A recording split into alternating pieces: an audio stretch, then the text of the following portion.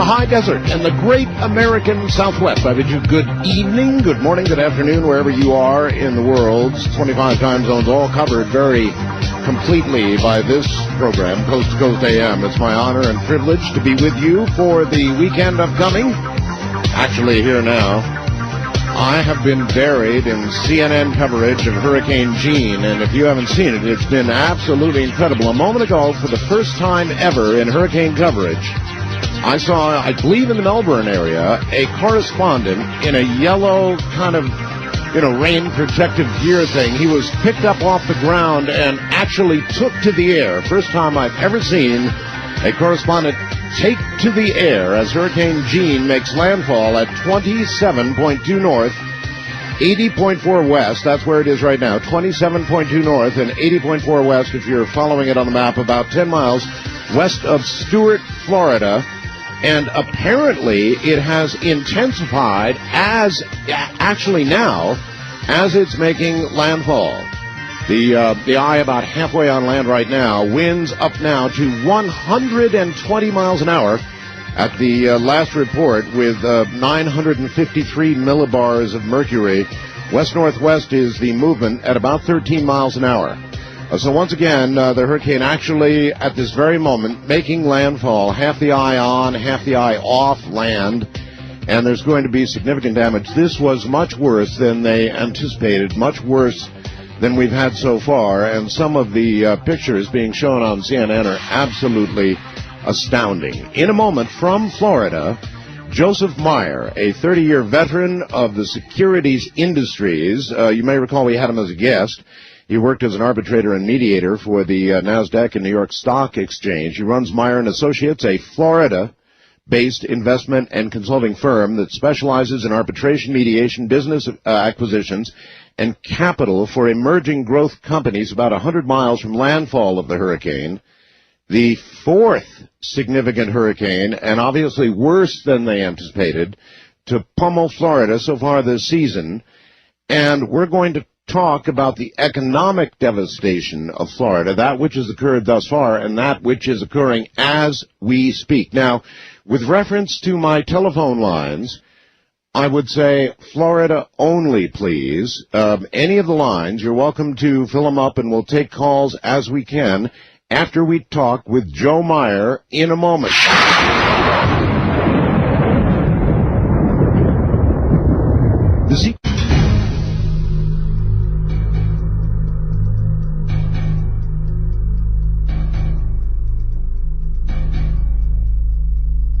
Just astounding coverage, actually, on CNN. And as I say, I've never seen a correspondent take to the air, but this one did. Actually, the wind just picked him up and threw him off camera. I mean, behind something, off camera.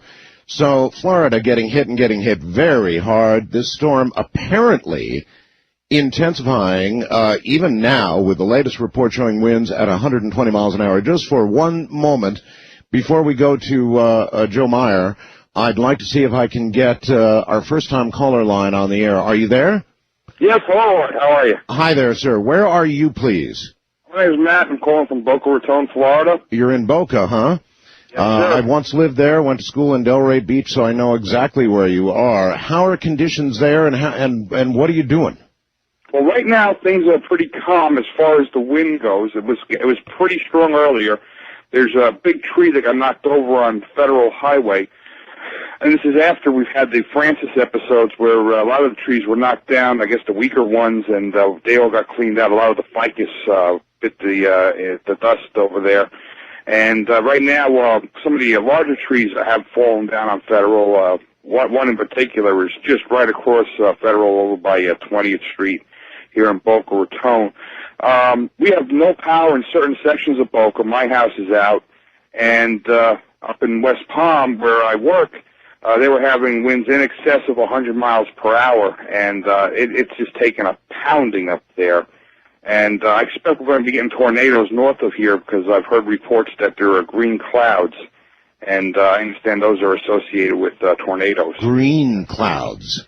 Yes, sir. All right. Is there any way to assess the damage so far? Illuminated green clouds. What was that, Art? Is there any way to assess damage so far? I suppose it's too dark and too stormy for that, but do you have any sense of how much structural damage there is going to be to Florida?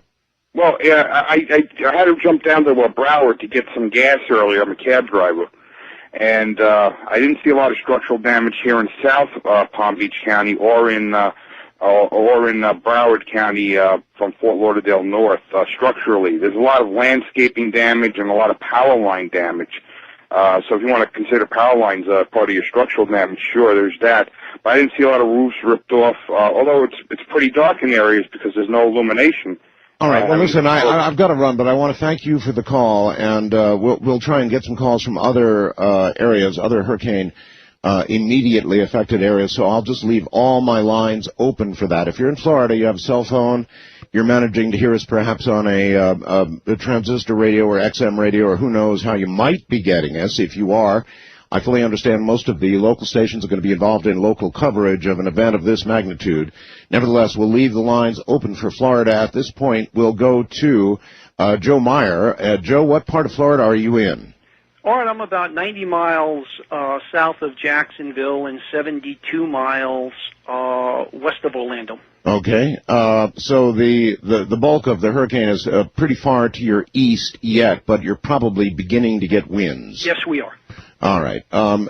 Joe, the reason I had you on is perhaps a little early in view of what's ongoing in Florida at the moment, because it's all unfolding, and it looks like it's going to head right up the state if the path holds. But with the other hurricanes, plus what's going on right now, Joe, what's happening economically in Florida? All right, we've been devastated economically. The tourist industry in Florida is a $50 billion a year industry. And this is the first time since 1886 that we've had 4 hurricanes back-to-back. The first time in history? No, the first time since 1886. That's a lot of history. That 4 hurricanes during a hurricane season have hit a state. All right. Obviously, there's going to be, from what I can see with the coverage I'm seeing, a great deal of damage from Hurricane Jeanne. So this will be added to what's already occurred in Florida. I was hearing interesting things earlier about people calling insurance companies, and apparently if they call them right after one of the hurricanes, then another hurricane hits, they get hit with 2 deductibles, I was hearing. Well, I think people have to understand that hurricanes Charlie, Francis, and Ivan have done a total of between $10 and $12 billion in damage, exclusive of the damage we're going to see from Hurricane Jeanne.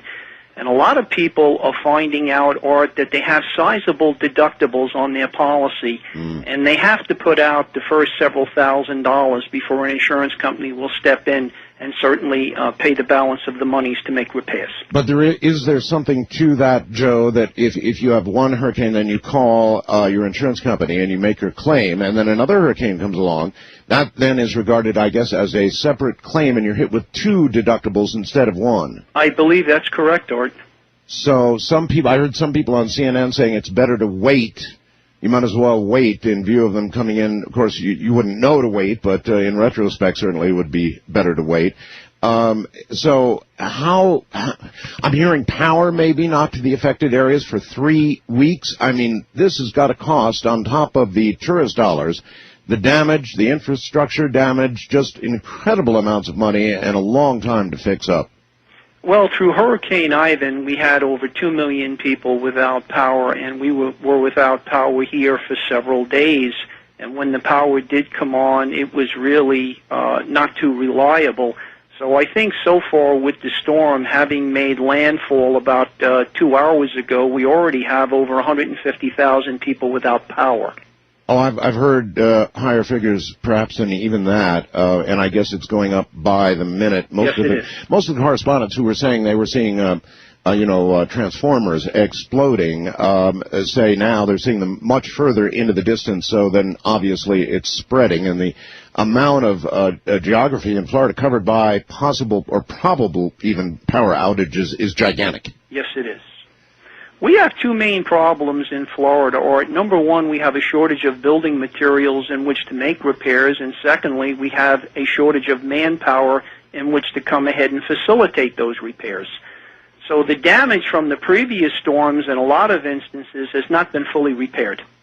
All right. Well, I'm sure that's certain. A lot of roofs torn off with just tarps on them or something, and no doubt those are gone now, too. What about evacuation? There's been a lot of talk with regard to this hurricane that a lot of people have not evacuated. And, of course, they sort of thought, well, this isn't going to be much of a storm. Wrong. It got worse as it approached the coast. It's obviously very bad. How many people do you think, percentage-wise, just said, the heck with it, I'll ride it out, I'll stay home?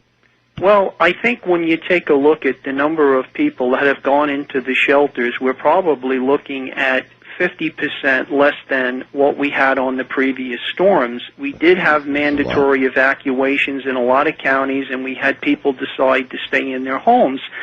The reason for that is a lot of people felt if they'd have stayed behind the last time, they could have possibly reduced the damage to their dwelling by making repairs immediately during the process of the ongoing storm. You know, whether or not that would be true, I think, would depend on where you were. But I think a lot of people decided to stay behind this time. I think economically people could no longer afford to flee the state with the cost of gasoline and lodging. So I think a lot of people have stayed behind, and they're hoping for the best, that the storm somehow passes them by. You know, I had heard that there were a number of people who they were out of cash. Yes. I mean, you know, they had cash reserves for a storm, and by the time this one got here and they were told to evacuate, they didn't have enough money. No, they did not. And they couldn't buy generators because Home Depot was out of generators, and a lot of people have decided that they're just going to stay behind and tough it out. Stay behind and tough it out. Wow. Well, all right, Joe, is there anything else you want to add in these early hours in the middle of the disaster that's occurring right now? Well, I think without a doubt, Art, Florida re-enters recession. We've been damaged very severely from these storms, and I think it's quite frankly going to take a long time to regain the confidence of tourists to come back into the state of Florida. Joe, do you think there are people who are so weary along the Gold Coast of these hurricanes and elsewhere in Florida that they're just going to say, that's it, you know, I've had it, I've had enough, I'm leaving Florida? I think we're going to see a lot of that, and I think we're going to see a lot of people that were contemplating moving into the state of Florida seriously rethink their position. I would imagine so. All right, Joe Meyer, thank you very, very much for coming on the air this early morning with us and giving us your thoughts. Thank you so much for having me. Take care. That's Joe Meyer, and that's sort of the economic look at things. So let me give out my first-time caller line, and if you would be so kind, please, as to hold your calls to Florida only. I've got one exception here, but Florida only. Otherwise, my first-time caller line is area code 775-727-1222. Easy number to remember. So if you're in Florida hearing us by hook or crook, that's a number, and apparently there is still phone service. I'm looking now at some of the CNN coverage, and it's just incredible what's going on. Also incredible the way the hurricane came on shore, and apparently, actually, as it was coming on shore, very atypical, it intensified while it was actually halfway on shore, because the latest report showing it, as I mentioned, at about 120 miles an hour. East of the Rockies, you're on the air. Hello. Yes, my name's Gary. How are you doing? Hi, Gary. Where are you? I'm in Alabama. Alabama. Okay, you're going to have to speak up. I can barely hear you, buddy. Okay, how's this? Better. Okay, Art. Well, my heart goes out to all those folks down in Florida, and I would also like to say that I'm a storm spotter. I've been a spotter well over 20 years, and these storms here are really something else, quite honestly. Well, how do you see these as different than all the other years you've been watching? Well, I've been spotting ever since '83, and it's the frequency and the magnitude of them. Say again, please? It's the frequency and the magnitude of the frequency and the magnitude. Right. All right, buddy, thank you. I appreciate it. The frequency and the magnitude. Huh.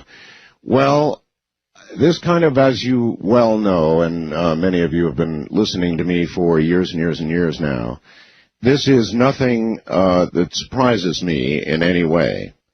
With what I've been telling you about the weather, what we're seeing right now is but the beginning.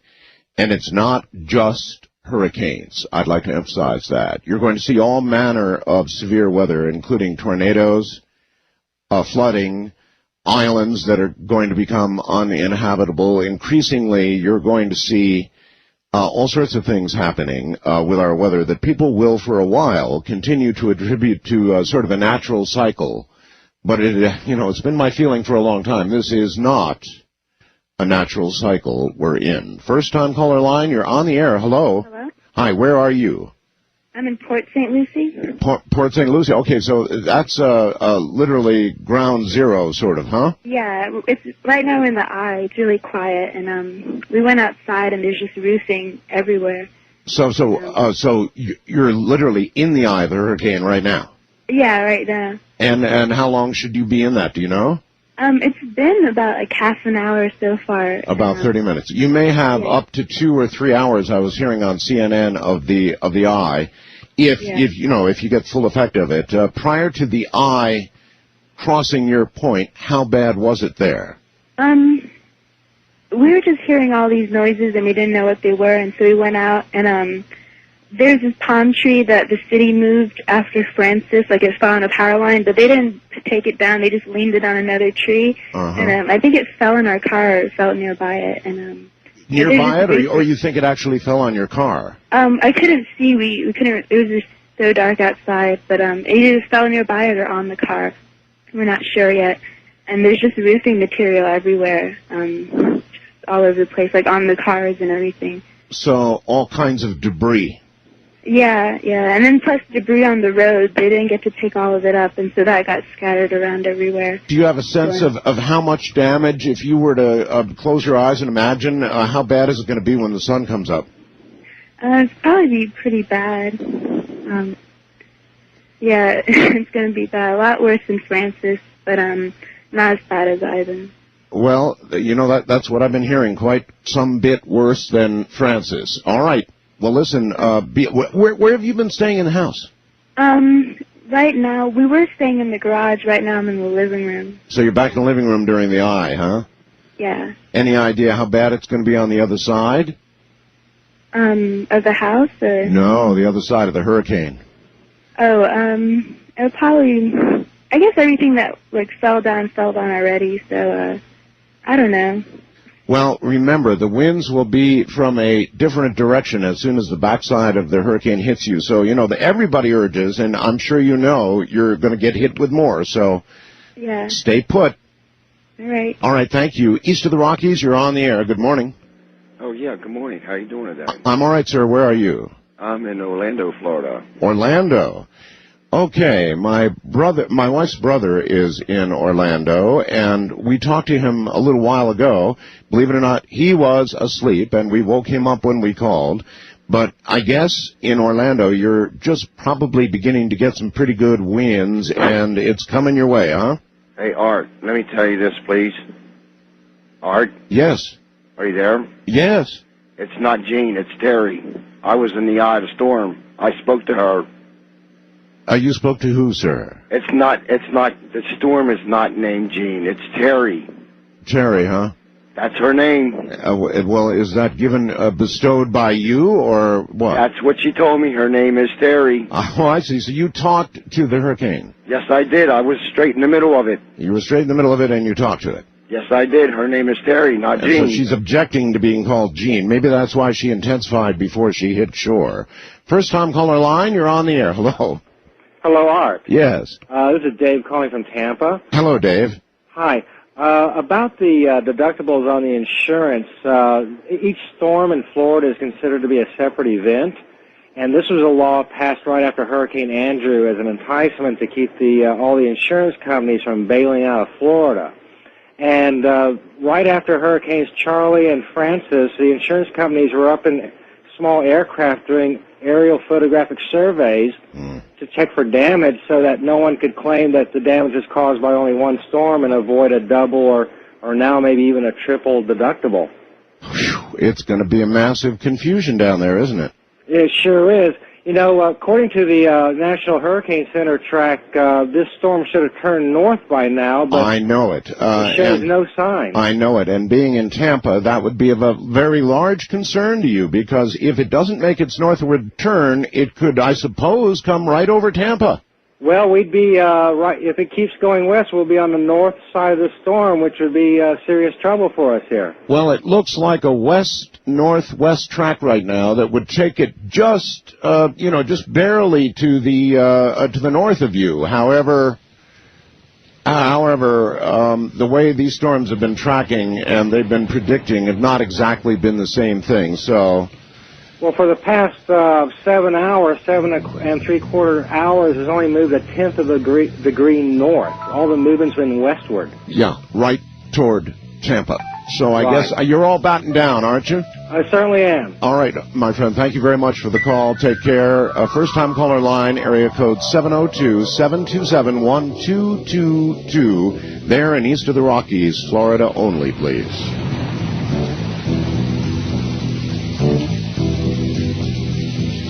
Riders on.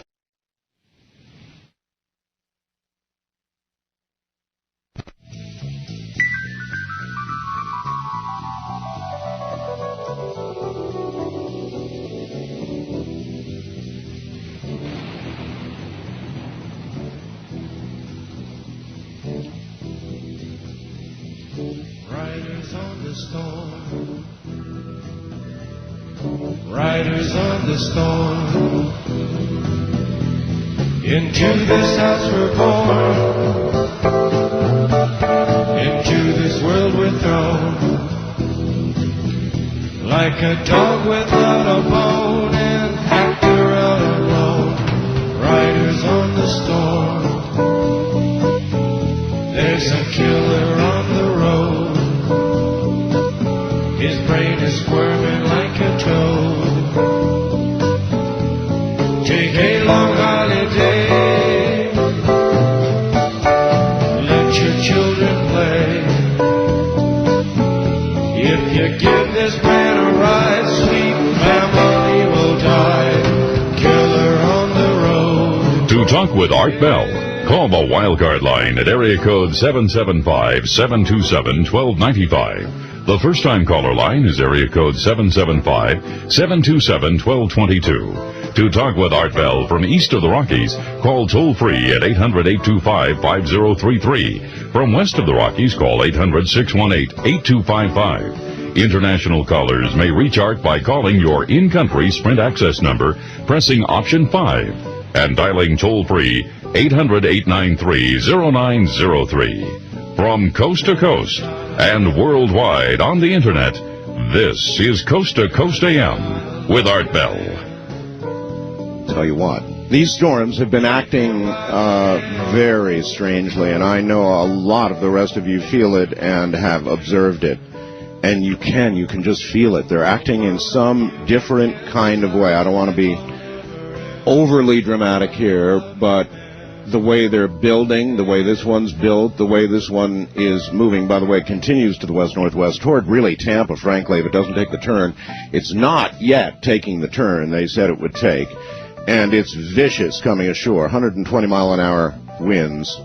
The CNN coverage is quite good if you want to try to catch that. I don't mind plugging others who are doing a good job, and they really are doing a good job. Anderson Cooper's out there, and you got to give it to the guy. He's got guts. We'll be right back. Florida on my lines, any of the lines, but Florida only, please.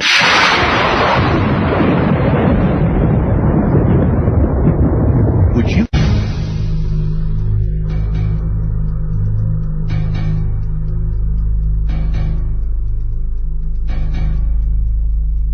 There is something really eerie and weird about the way these storms have been acting. When in your life, because I don't recall it in my life, have you ever seen a hurricane like Ivan, for example, that hit Florida, Florida, then went all the way up the East Coast, as hurricanes normally do, and then out into the Atlantic, right? Well, not Ivan, of course.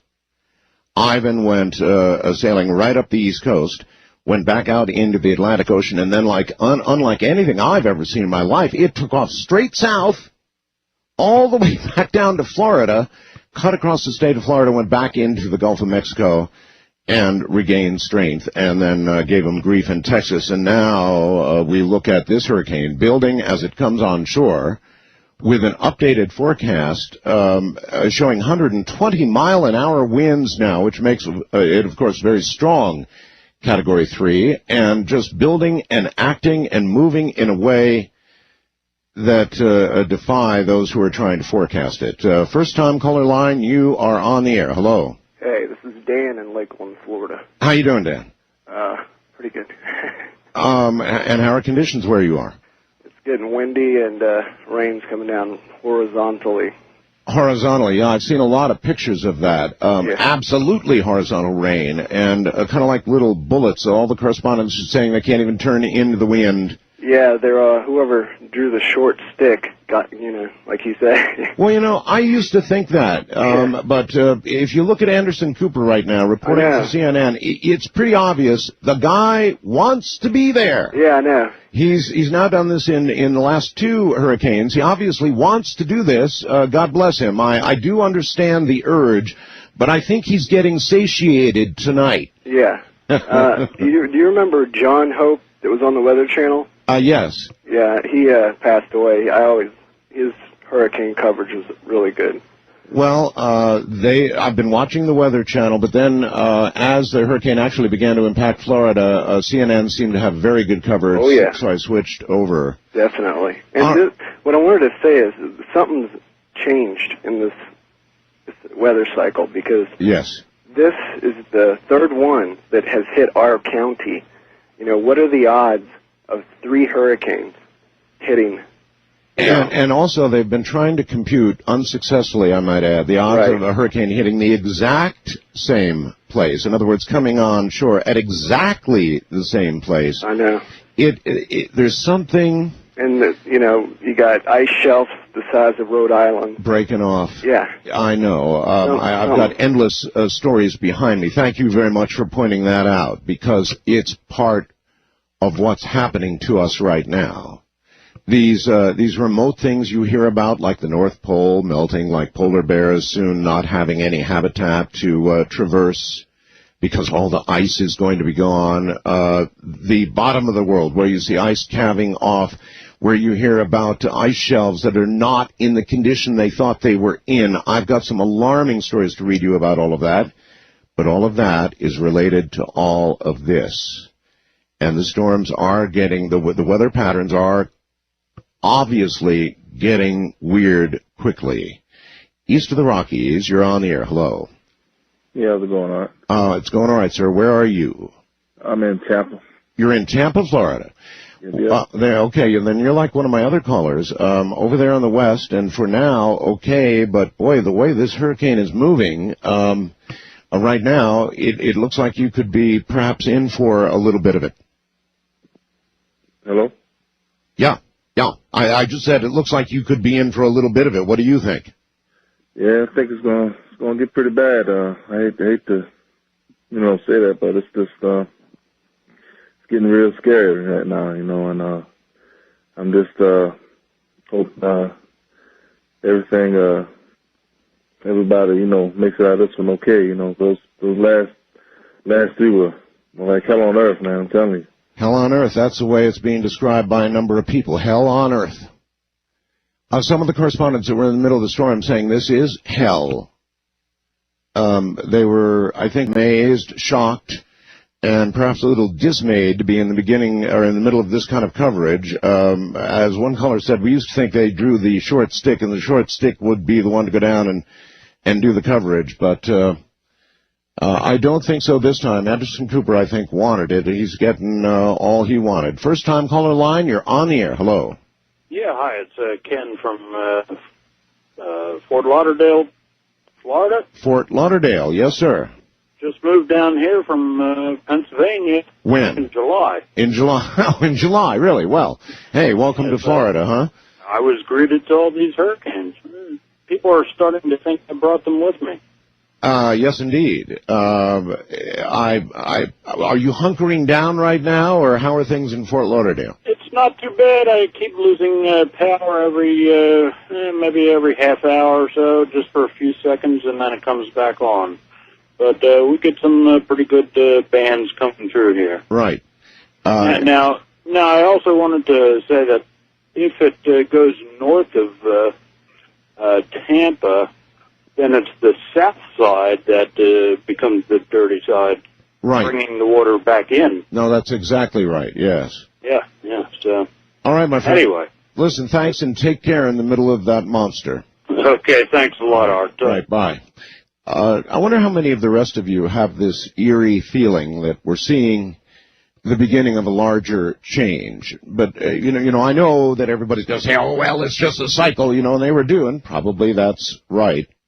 But it has a feel, it really does, of more than just a cycle. First-time caller line, you're on the air. Hello. Hello, Art. I'm calling from Pensacola, Florida. Pensacola. Oh, up there.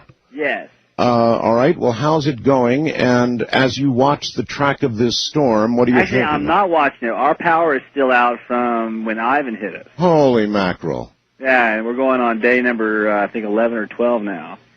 And I've been through many hurricanes living here in Pensacola, but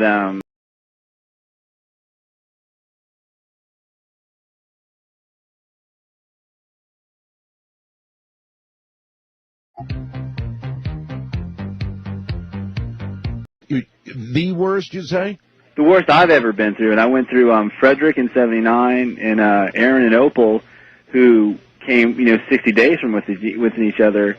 But those were like 2 and I think 1 and a 1.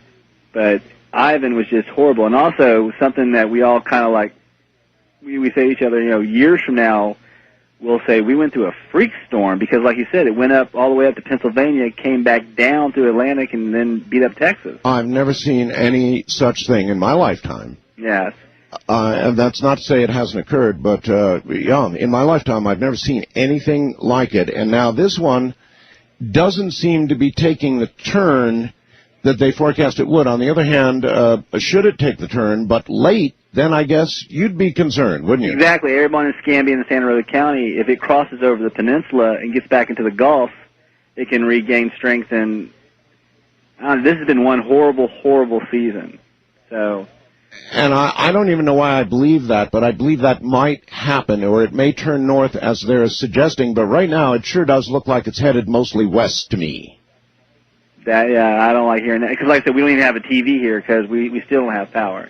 We're part of the 25 or 30% of the county that has not regained its power yet. Well, you obviously have telephone, and you have radio, because I can hear it going in the background. So radio, and I beg your pardon, radio with batteries. So I guess that's at least a little bit of comfort for you? Well, I enjoy your show, I'll say that. All right, thank you very much. By the way, at the top of the hour, Shawn David Morton, who I'm sure is listening to some of this, some of you now, as well as watching the coverage on CNN. They will be talking, I think, later about how this hurricane fooled the forecasters a little bit and actually even began to intensify as the eye hit land. You would think it would begin to fall apart, but if you look at the pictures that they're still showing of the radar, which is pretty good because, the eye's over land right now, I don't see that happening in the photographs yet. I just don't see it happening. First-time caller line, you're on the air. Hello. Hello, Art. Yes, sir. Where are you? Yes. I am just a bit northwest of Lake Okeechobee. All right. Welcome to the program. Yeah, I'm. Francis was a bit stronger than Ivan, at least for us, and we've been cutting down trees during the day to avoid any sort of trees hitting the house. That's a pretty smart idea. In other words, you're that worried they're going to come down. Well, it wasn't only us. In fact, the electrical company was around, and the telephone company was also around, making sure certain trees were cut down to avoid any problems later on that they could have. Yep, makes sense. You had a caller that called in talking about green clouds before. That's right. I have not seen them, but if you could get some more information on that, I think that would be pretty interesting. Well, I am open to it. I have, people can get me on the computer, email, or, of course, here on the phone, and I'd like to hear other reports of that myself. Thank you very much. People are going to, of course, have to be careful about the possibility of tornadoes. I think there have been several warning areas right now with regard to tornadoes, but the bulk of the tornado action probably is going to occur tomorrow and the following day as the storm moves north, if it does, as forecast, which we're not exactly sure about right now. East of the Rockies, you're on the air. Where are you, please? Okay, Art, you ready for this? I have no idea, sir. When I do this program, I'm ready for anything. I also was in the center of Ivan. His name is not Ivan. His name is Cyclops. Cyclops. All right. Well, if you get to talk to Grant, be sure and ask him if that's really his name, and being absolutely certain you know that he's in the right tomb. First-time caller line, you're on the air. Hello. Hey, how you doing? I'm doing all right, sir. Where are you? I'm near Gainesville, Florida, heading south on 75. We're having some gusts over here, but what I wanted to tell you was...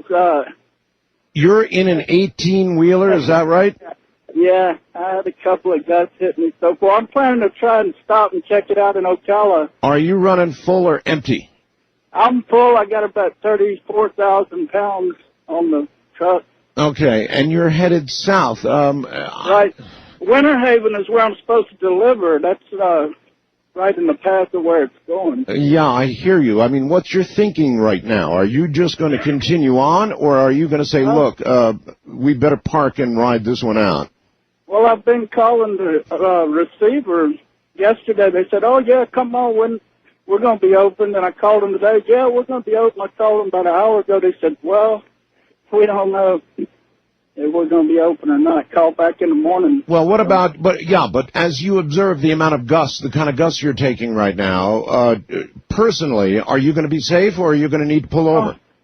I've driven up in Wyoming where they've got continuous winds of like 50 miles an hour. But these gusts, when they hit you, it's a little more dangerous than a continuous wind, you know?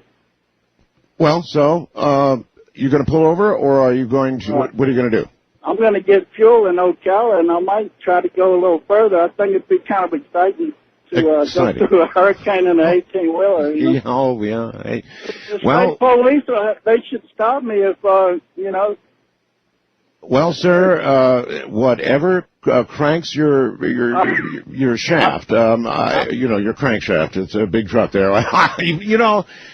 I'm not sure. I on the one hand, I understand that psychological point of view of, let's get in that surf. Let's take that truck right into the middle of the hurricane and all the rest of it. And they've shown some of that on TV. People out there in Bermuda shorts standing by fences, that are about to blow away, that sort of thing.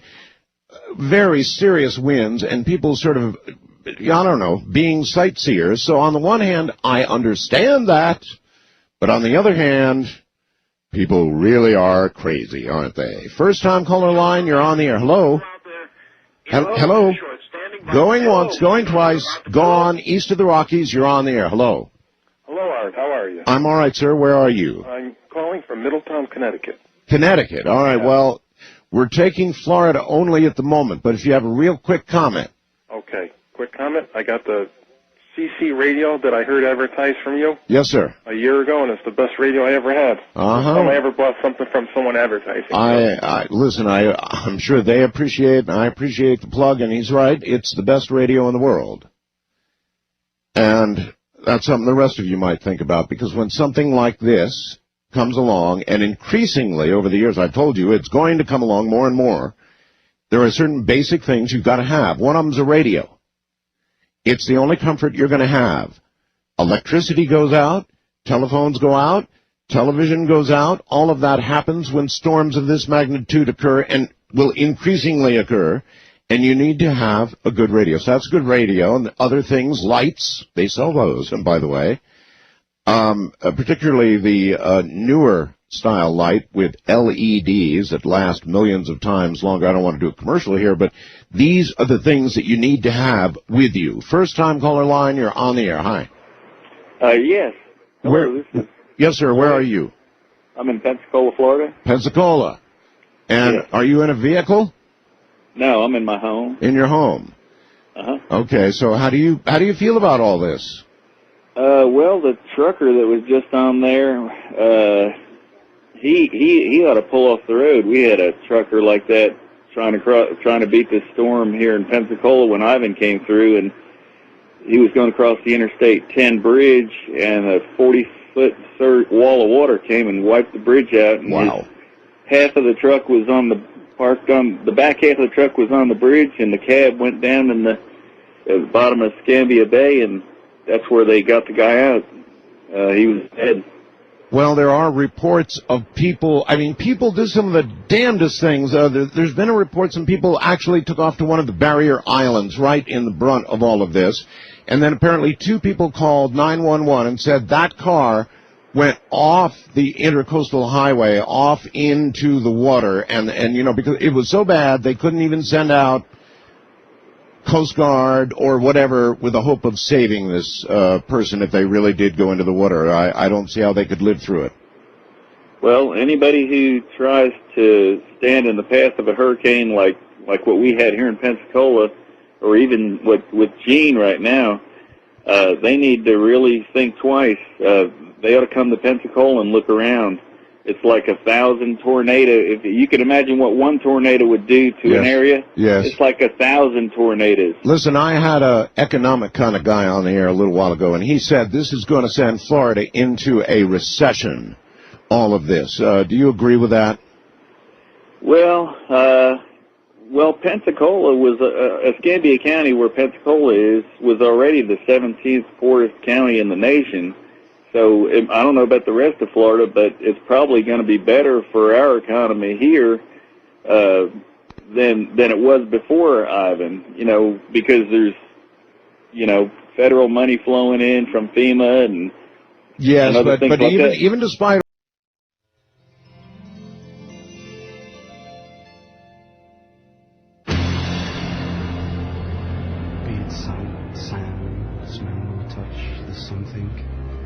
inside that we need so much.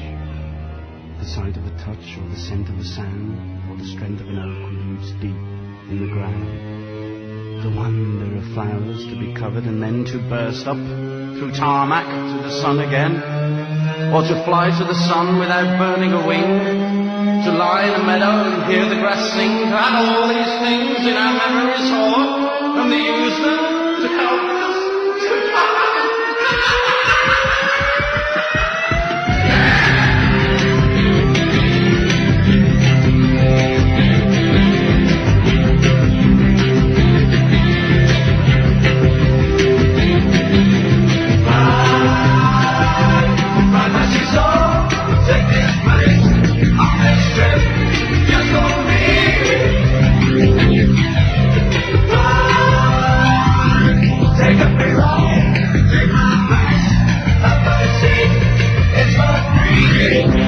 To talk with Art Bell, call the wildcard line at area code 775-727-1295. The first-time caller line is area code 775-727-1222. To talk with Art Bell from east of the Rockies, call toll-free at 800-825-5033. From west of the Rockies, call Art at 800-618-8255. International callers may reach Art Bell by calling your in-country Sprint access number, pressing option 5, and dialing toll-free 800-893-0903. From coast to coast and worldwide on the Internet, this is Coast to Coast AM with Art Bell. Can't you feel the quickening?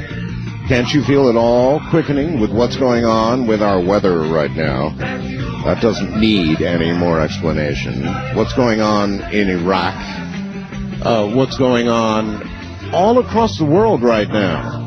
In most areas, can't you feel a kind of a quickening? By the way, I want to mention Haiti. As you know, Gene, during its tropical storm early days, passed over Haiti. And the scenes from Haiti, if you've seen them, if you've seen any of them, and I think you probably have on one of the networks, or maybe Drudge, he had some incredible photographs, actually, of what was occurring in Haiti. There are riots going on, 1,500 dead, perhaps 2,000 more unaccounted for. It is a disaster of near biblical proportions in Haiti. If you take a look at some of the photographs, the capital city, the cities and towns in Haiti, they are submerged. All of the water is polluted. The people are rioting. They're grabbing things from the back of trucks. They're raiding trucks. Every bad human behavior you can imagine driven by desperation is occurring in Haiti, and we haven't done very much yet. Now, I know it's just Haiti, and I know we've got to worry about our own people right now in Florida, and you worry about your own first, but we're a big country. We can do a lot of things, and it seems to me we could be doing more than we're doing for Haiti. I know the billions we now spend in Iraq, and I know that the tragic, terrible situation is part of this quickening going on there. But there's really a gigantic tragedy on our doorstep. So as soon as we can get things in store in our own house here, and we have time to look elsewhere, we really should take more of a look at what's going on in Haiti. In a moment, Shawn David Morton is here, and I'm sure he'll have a lot to say about all of this. He's a natural psychic, a trained remote viewer and remote viewing instructor, an intuitive consultant, an investigative reporter, an accomplished award-winning producer, director, and screenwriter for TV and film. He is a managing trustee of the Prophecy Research Institute, which since March of '93 has published the monthly Delphi newsletter, which now has about 20,000 people that subscribe worldwide. Shawn first achieved a whole lot of recognition when he took an expedition to Area 51, made the front page in newspapers across America, including the LA Times, later discovered a mountaintop vantage point where you could look down on Area 51 out of the shadows into the realm of an international discovery. He was also the first to break stories, national stories in the world press, not only on Area 51, but on other very interesting things. Phoenix Lights, remember? Dulce Mesa, the Chupacabra, the Area 51 alien interview, I'll never forget that. I was here for that.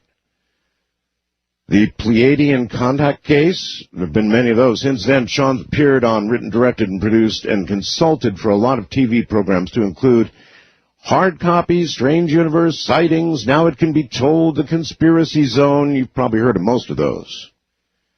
Since you follow this kind of thing, Shawn uses his talents and abilities to predict future occurrences, things, trends like earth changes, like we're going through right now, political events and stock market fluctuations. He does have an astounding hit rate on this program. There are many Shawn detractors out there, and whenever you're going to have Shawn David Morton on, you'll always get a lot of, oh, why are you going to have that fraud on? Well, that's an opinion, not mine. Because I've watched his predictions over time. They've been quite remarkable. Really, they have. So, detractors or not, in a moment, Shawn David Morton.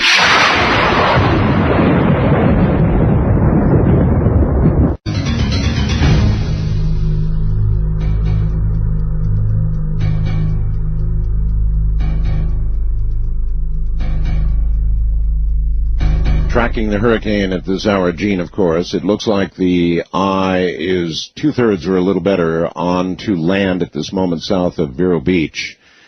Here, ladies and gentlemen, is Shawn David Morton. Shawn, I want to start with something hard. Okay. There are websites, various websites scattered across the web that are almost devoted to debunking you, calling you a fraud, and really coming after you with claws and teeth bared, right? Yeah. What's that all about, and how do you answer it? I mean, I'm sure you've read them. You keep up on that kind of stuff. Yeah, well, it's a couple of, I hate to talk about them on this show and kind of waste the time on them. Well, the accusations, I can tell you that the majority of them are are by a lot of the same people that were attacking you. All right. The majority of it. You know what? I'd rather not deal in names. Okay. If you don't mind. Let's not do that. But the accusations, I would like to deal with those. I mean, they say your hit rate is nowhere near as good as I've touted it to be. That sort of thing. I mean, they're just really rough on you. Well, so, over and over and over again, it's mostly people that, number one, don't pay attention. Number two, haven't read my newsletter. Number three, make general sweeping accusations about this sort of thing. You know, when you're a stand-up guy in sort of a put-down world, you make a lot of enemies, as I'm sure you know. Yeah. And you know a lot of the enemies that I'm talking about. I used to work for some of them, and you know, I was involved in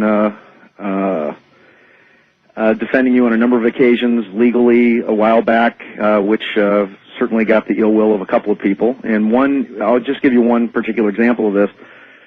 One individual I finally broke down and actually sued for libel. And in that particular case, not once did they ever use not once did they use the truth as their defense. Let me put it that way. And not once did they say come up with any ounce or shred of evidence or proof of any of their accusations. Their defense was, he's a public figure. We can say anything we want about him because he's in the public eye. He's not anything, as you know, Shawn. They really can't say anything. However, there is a lot more latitude when you're a public figure, and you are legitimately a public figure. Right, and it's what they got it. But it is what they got away with, as far as the entire. Unfortunately, my case was dismissed. As I said, they never once used the truth as their defense. The case was simply dismissed on the ground that I think the judge just said, well, this looks like this is just kind of a pissing contest, But I mean, why do you think they're after you the way they are? Why come after somebody who's just making predictions? Why? Well, because I'm one of the few guests, and let me pat myself on the head a little bit, that over the course of the last 13 years, I've been very, very, very, very honest about my track record. I print when I'm right, when I'm wrong.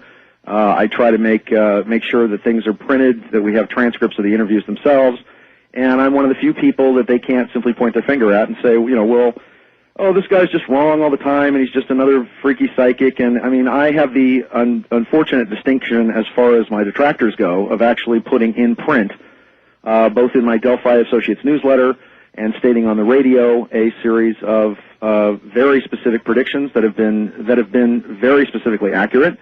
And I think to tell you the truth, I think it drives them crazy that I've been as right as I have been for as long as I have been right and correct. And as I said... well, that has been my observation, that you've been correct, and that's kind of what I go by. Now, let's switch gears just a moment, because we are in the middle of a catastrophic event, another catastrophic event in Florida. And it's almost, to me, I don't know, Shawn, it's almost suggestive of Earth changes. It almost feels like some switch has clicked and something has changed. I don't know. Do you have any comments on it? Well, let's a couple of things in the email that I sent you a few days ago that had to do with what I was talking about, where I had said that there would be 6 major hurricanes that would hit Florida. Bonnie, Charlie, Francis, Ivan. We're now at Gene, which means that it's not over yet for Florida. I do believe that there will be one more major hurricane this year that will hit. And also, here's going to be, as the hurricane actually moves, it's moving across through Point St. Lucie right now, up through Melbourne at about 60 miles per hour or so. The hurricane itself is also going to expand as the eye of the hurricane hits land and expands over Orlando and Tampa. The storm will actually expand outwards from there.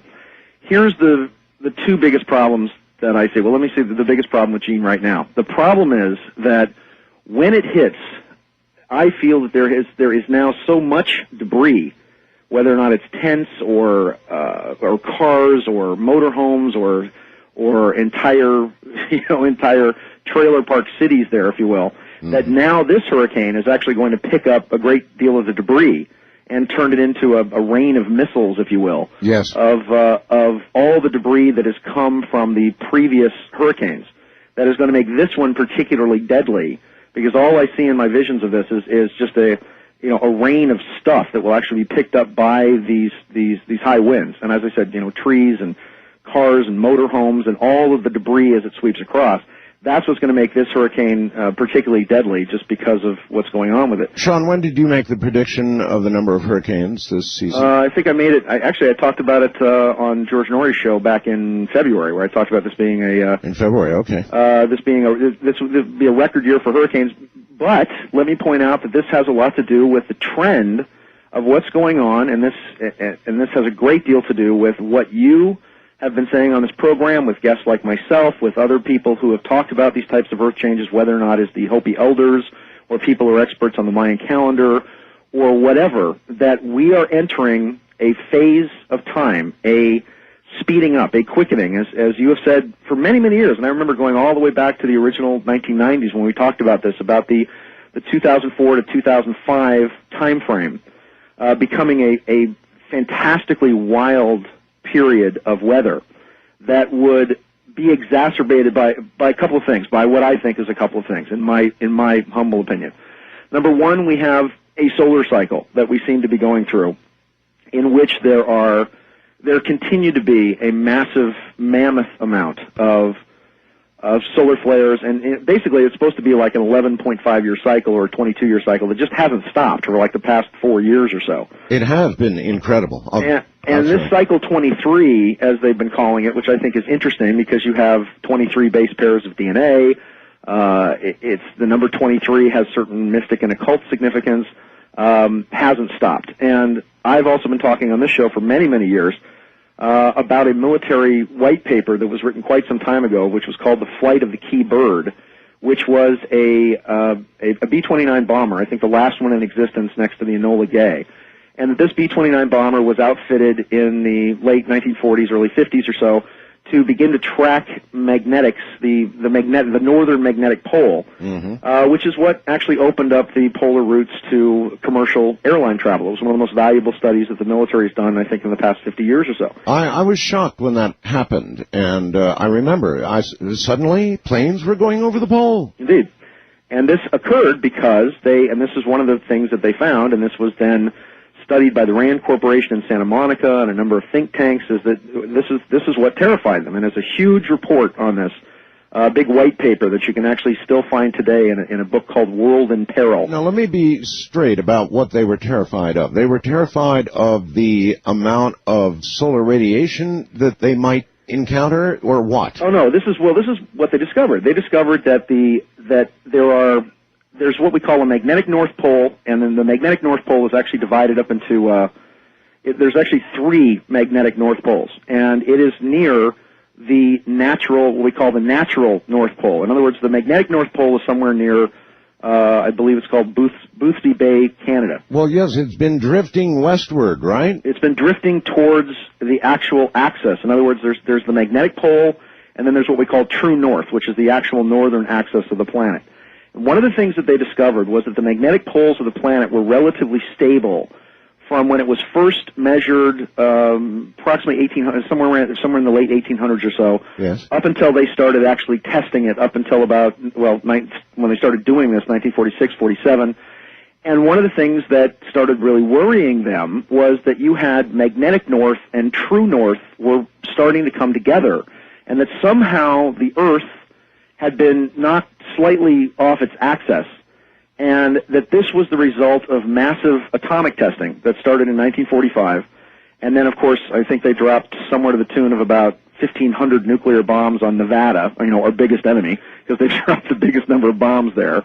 And that between cobalt bombs and hydrogen bombs and all of the various testing, that the Earth had been knocked slightly off kilter, if you will. And that one of the things that they were discovering was magnetic north was drifting towards true north. And the findings, and I'll put this all in a nutshell because we've got so many other things to talk about. Yes. The finding of this is that they found that as magnetic and true north began to drift closer and closer together, that there would, and this was in the report in the 50s, that you would see massive storm fronts, amazing hurricanes that they would have to reclassify because they would move beyond, I think, the force 5 that they are, the classification now. The melting of the polar ice caps, all of these things that you find, the quickening on all of the things that are happening now would begin to occur as the magnetic field of the planet, as magnetic north began to move towards true north. Now, all right, this is all very interesting. Do you believe that? Do you believe the Earth was actually knocked off its axis by atomic testing? It wasn't a question of believing it or not. This made the front cover of Look magazine in 1967. And was then studied extensively by the Rand Corporation in Santa Monica, who built a gigantic model of the Earth. You're saying it's fact? It's fact, yeah.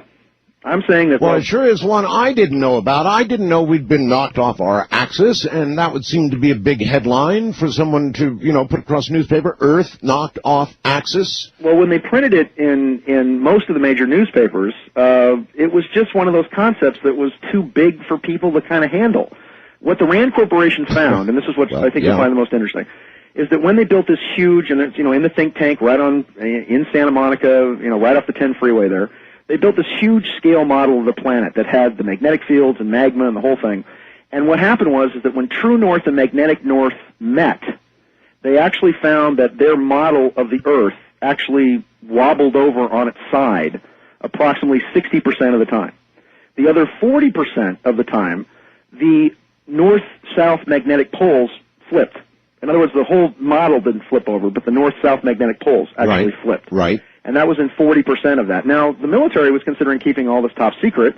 Look magazine got a hold of it. It then appeared in a number of magazines across the United States, and it was just one of those things that was like, at first they thought they had to classify it, but people just kind of felt, well, if the Earth's going to flip over, what can I really do about it? And it was just one of those things that was just too big for them. But the biggest thing they were worried about, and this was the most interesting thing in their projections is that between approximately 2005 and 2012, that the space between the poles, in other words, it would move slowly at first, 5-10 miles per year, they felt, and then it would begin to increase 15, 20, 25, 30, get faster and faster and faster, and their projected time frame for massive weather occurrences, winds, and this possible electromagnetic pole shift, possible complete polar shift, was between the years of 2012 and approximately 2014. And if you actually look at the Great Pyramid of Giza, and we're going to talk hopefully a lot about that tonight, the Great Pyramid of Giza, of course the ending of the Mayan calendar, December 21st of 2012, you look at all of these social, political, economic, and geologic cycles that are all coming to a head, they all seem to come to a head once again in that same time frame of 2012 to approximately 2014 or so, which was when, as I said back in the 60s, when the military was projecting that there may be this, that there may be this massive polar flip, and this would be preceded by all kinds of horrifically freak weather. Is there any particular reason why Florida is the target of all this activity? Any particular reason that you know of? Well, outside of the natural geology, we've gone through about 100 years or so where we've had a pretty, there's been some really big storms that have cut across Florida, but when you really think about it, we've had a fairly quiescent 100 years or so. And yes. What's now happening is it seems that suddenly everything's beginning to wake up, and we're now moving into, in other words, very slow hurricane seasons, moving into very, very rapid hurricane seasons. But once again, and let me point out the movie The Day After Tomorrow. Mm-hmm. There was a lot of stuff in the press actually, Day After Tomorrow, saying, "Oh, this movie's nonsense and the science is all wrong." Well, they apparently never read the Popular Science article that they did all about that particular movie, in which a skeptic writer went to all the various experts in these various fields of climatology and said, well, what do you think about this movie, The Day After Tomorrow? And every single one of them said that the movie they felt was scientifically accurate, even though in the movie, obviously, the time frame was condensed, but that you would see all of these things begin to happen all right, Shawn, in the space of 20 years. Hold it right there. In addition to that, it was learned the other day that the movie The Day After Tomorrow, though admitted by Chinese scientists to be collapsed in time frame, the movie is actually now required viewing for Chinese scientists. I said required viewing. I'm Art Bell.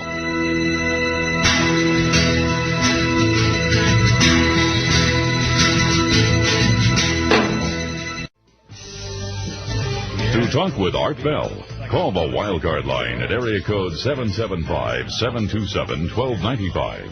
The first-time caller line is area code 775-727-1222. To talk with Art Bell from east of the Rockies, call toll-free at 800-825-5033. From west of the Rockies, call 800-618-8255. International callers may reach Art by calling your in-country Sprint access number, pressing option 5, and dialing toll-free 800-893-0903. From coast to coast and worldwide on the Internet, this is Coast to Coast AM with Art Bell. Watching CNN as the hurricane tears at Melbourne, Florida, and a whole lot more of Florida. Actually, this is going to cover a lot of territory, and it's a bad one. We'll be right back.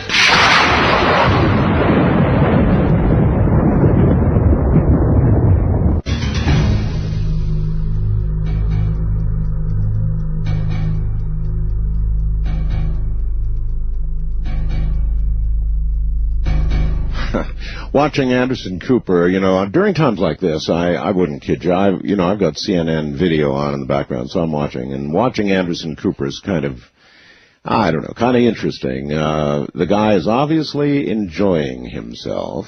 And this is now the second hurricane that he's a big guy at CNN, bigger than the guys who would draw the short stick. So he volunteered to do this. He's enjoying his reporting. He would seem to be enjoying it very much, and he's doing a very good job. So 3 cheers for Anderson Cooper, CNN, going down there now twice.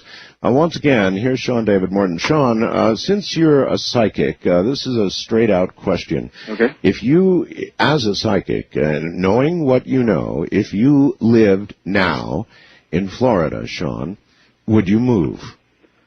Yes. And I've been, every time I've spoken down in Florida, and I speak at the New Life Expo down there, I think once or twice a year.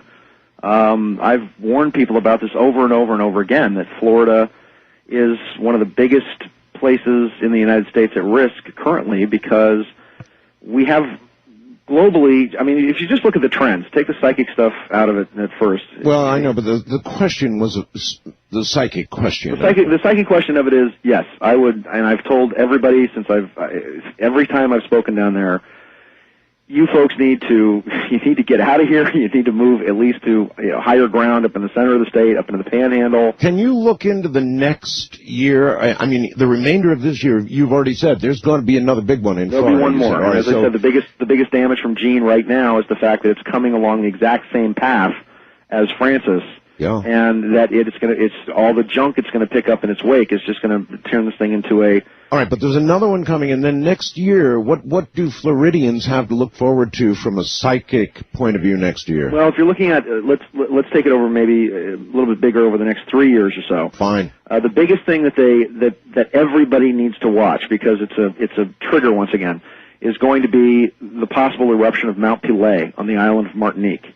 And that if Mount Pelée erupts on the island of Martinique, you are going to see a series of huge undersea earthquakes, some very serious earthquakes in the western part of the United States.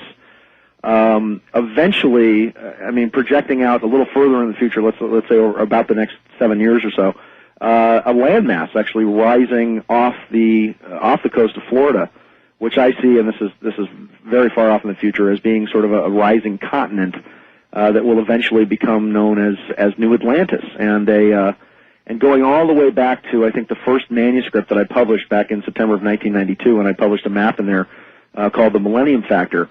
I always saw that it was going to be the East Coast that was going to have, and Florida specifically, when it breaks up into an actual chain of islands, with most of Florida being at or about 3 feet below sea level.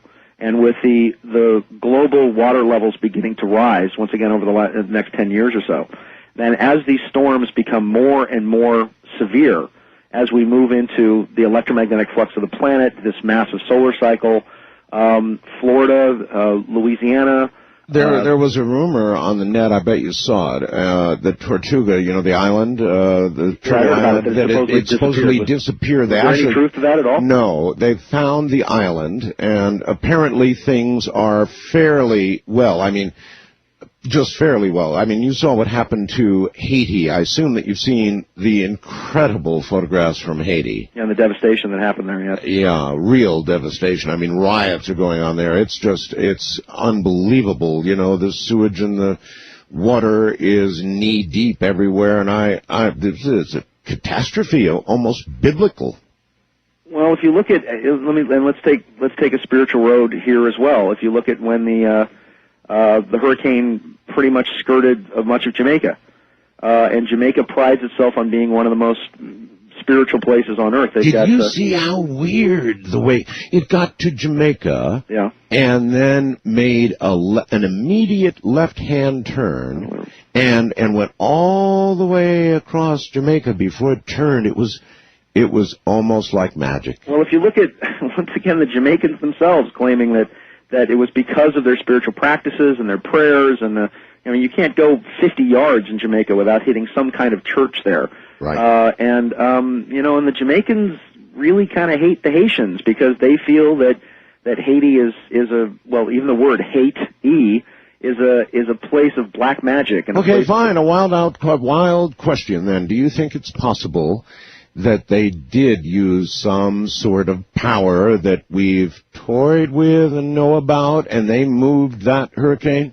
Absolutely. I mean, over and over and over again, Art. And you have been the greatest promoter of this over the course of you being on the radio. And then one of the greatest cautionary people you've ever. And cautionary people, yes, indeed. But that the power of, I think the only thing that can save us is the power of prayer and the power of mass thought and the power of, in every way, shape, or form, the power of repentance and the power of prayer and the power of people's ability to focus on their higher selves and actually use the realm of spirit to, if not stop, possibly lessen things that are going on. Now, I'm not saying that the people in Florida aren't, say, as spiritual as the people in Jamaica, let's say. But the Chinese have an old proverb that if you build your house next to a dragon, it shouldn't matter that the dragon is sleeping. And there's been so many people that have actually... But you're suggesting there could have been some kind of magic involved, and what happened? I'm thinking that, once again, that I think the spiritual nature of the people in Jamaica, and I think their faith, and I think the power of their faith, I believe, managed to drive it away from the island. At least that's what many of the people that I know there claim. That they prayed very, very hard, and that miraculously Jamaica was in fact spared. Then, by extension, those with, let's say, a lack of great faith are open targets for this kind of thing? I think in many ways, yes. And implying the Haitians, implying Floridians. Well, yeah. Once again, I go to Florida. And it's unfortunate, but, when I go to the New Life Expos down there and, over the last couple of years or so, they were not particularly well attended. There were not a lot of people that seemed to be interested in very higher spiritual things, at least in the place where I was. Of course, there were a lot of problems with security because they had things down by the port and they were searching people because the place where they're actually holding the conventions were like right near an oil field, I believe it was. It's at the same time, though, God causes the rain to fall on the good and the bad alike, as they say. And Florida just so happens to be geologically positioned in such a way that, you have these massive storms. And I think that what's also going to occur, and this is, once again, it's very unique that just over the last couple of days that we had the Jewish New Year in 57-65. Interesting side point. The National Weather Service, because of Yom Kippur, actually, and they never do this, they said, listen, if you're in Florida reading this bulletin, it was an official bulletin, be aware it's a Jewish holiday, and many of your neighbors may not be watching TV, may not be listening to the radio, or reading newspapers, or doing anything at all to observe the outside world. Please alert them. That was in an actual NWS bulletin. Well, that would be true because on that particular day you're not supposed to turn on, you're not supposed to light any new fire. In other words, not watch TV, not turn on radios, not turn on lights. And yes, they're absolutely right about that. I think it's interesting, and this is what and over and over and over again, I've said this in every single one of my lectures and everywhere I've been, on this program, over and over and over again, that from September 16th, which was the beginning of the Hebrew New Year, 57-65, through 2005, September, October of 2005, we'll give it about a month rain in there, that this year, we have 1 year now, about 365 days and change, was going to be a year of warning, that we have 1 year now to get prepared, that we have 1 year now to prepare ourselves, to prepare our families, to get to places where we believe that we will be safe, to get out of harm's way, because after this year, and it's the most fascinating thing is when I did a documentary called The Prophecy of the Pyramids last November, where we shot inside the Great Pyramid of Giza for a few days or so. And if you go down underneath the pyramid. I know you've been in there, and you go all the way down that deep, deep tunnel that goes underneath the pyramid itself. Yes. And you go into what's also called the pit, or the well of souls. Yes. Which is one of three paths. You have the pit, which is sort of the downward descending. But there's three paths of mankind. That you have a path of mankind that goes all the way down all the way down into the pit, or the well of souls, which are those people who continue to identify with evil, continue to identify with negativity, continue to basically just not care and get cast into this well. You have the material path, which is those who wind up in the Queen's chamber and go sort of the more is better kind of path, if you will. They just get involved with the material stuff and just keep going round and round and round and incarnating in material existences. And then you have the upward path, which then leads to the incarnation of a messianic figure, and of course the sarcophagus, which I know you laid in there, and ascension. In the pit itself, when you stand up in that room, that represents the year approximately 1900. And when you move forward along the wall, there's a deep, deep well or hole into the ground. Yes. And there's a lip on the edge of that. It's obscured now because there's a sort of a fence around it, so people actually don't fall in the hole. And that would be at roughly what year? Approximately 2004 to 2005. Huh. According to the time coding. That there would be this 1 year where you actually have a slope, if you will, that if you're walking in the dark during an initiation ceremony, you would be able to feel it with your toe, and that 1 year period would be the warning time for those who choose a higher spiritual path to be able to move around the pit. Okay, let's say that this is it, that we're in the warning right now. Let's just, for the sake of this discussion, say, okay, this is it. Warning time, we've got a year or so, and that's about it. So from your point of view as a psychic, everybody wants to know, I get a million messages, please, where is it safe? You've told us where it's dangerous. Where would you, well, maybe I should ask, where will you go? Well, the biggest, right now, over the course of the next few years, the biggest problem areas are going to be on the eastern coast of the United States. Everywhere you're seeing, and this is why it's such a great warning, everywhere you're seeing over the past few months, it's been inundated, all through Louisiana and Alabama, all through the lower bottom half of the United States, up through Texas, through Florida, through South Carolina. That entire area are primarily floodplains. I mean, those areas continue to get inundated because it is natural for them to be inundated. And these floodplains that people, they go in and they build, and then 5 or 6 years later there's a big flood, wash them all out, they run away, they come back, they build again, and then they're all surprised why they get washed away. I mean, the safest parts in the United States are going to be areas in the center part of the United States, areas, and I think still now, areas in California, areas up in the central and northern sections of California, all throughout the center part of the United States. And I do think that globally the United States is going to be one of the safest countries in the world, relatively speaking. However, and the caveat to that is that after 2005, one of the biggest things that we are going to see is people beginning to abandon a number of accoutrements to the material world, if you will. The biggest prophecy and prediction leading up to the whole coming of this massive psychic paradigm change is going to bring on this spiritual enlightenment. Spiritual enlightenment and the physical manifestation of that spiritual enlightenment, which are going to be these communities that are going to be made up of a great number of people who are going to start losing their material things and material possessions through things like weather, earthquakes. And as I said, this year to prepare, and this is why this program has been literally always on the forefront of everything that you can do, as far as everything from the radios to investments in gold, to investments in food storage, all of the things that you've been talking about as far as preparedness. This quickening that you've been talking about, that I've been talking about, that however many sensitives or psychics or whomever you've had on the show have been talking about, I'm telling you that it's happening now. That we're in a phase right now where between 2004 and 2005 is sort of a great choosing time. That we've got this 1 year warning when all these things are going to start to come down, where there's going to be these great warnings to the people, and whether or not they are massive dreams or angelic visitations or... That's really not a long warning, a year for what you're talking about. We've also been talking about it. I mean, we've been doing this 13 years now. I keep saying, look, 2004, 2005 is going to be the time frame in which you're going to have a series of massive political changes and collapses, economic collapses, earth changes are going to begin to speed up. This quickening is going to start to happen, and by this time next year, for lack of a better term, it's a 7-year period between late 2004 to 2012 that's going to be a 7-year planetary tribulation phase for the planet. And whether or not this means a massive war in the Middle East, attacks in the United States. Well, we're sure going to talk about that. Okay. Because I know that's another aspect. What's going on in Iraq right now is a gigantic aspect all the way around. You had things you said originally about Iraq and about the war. Mm-hmm.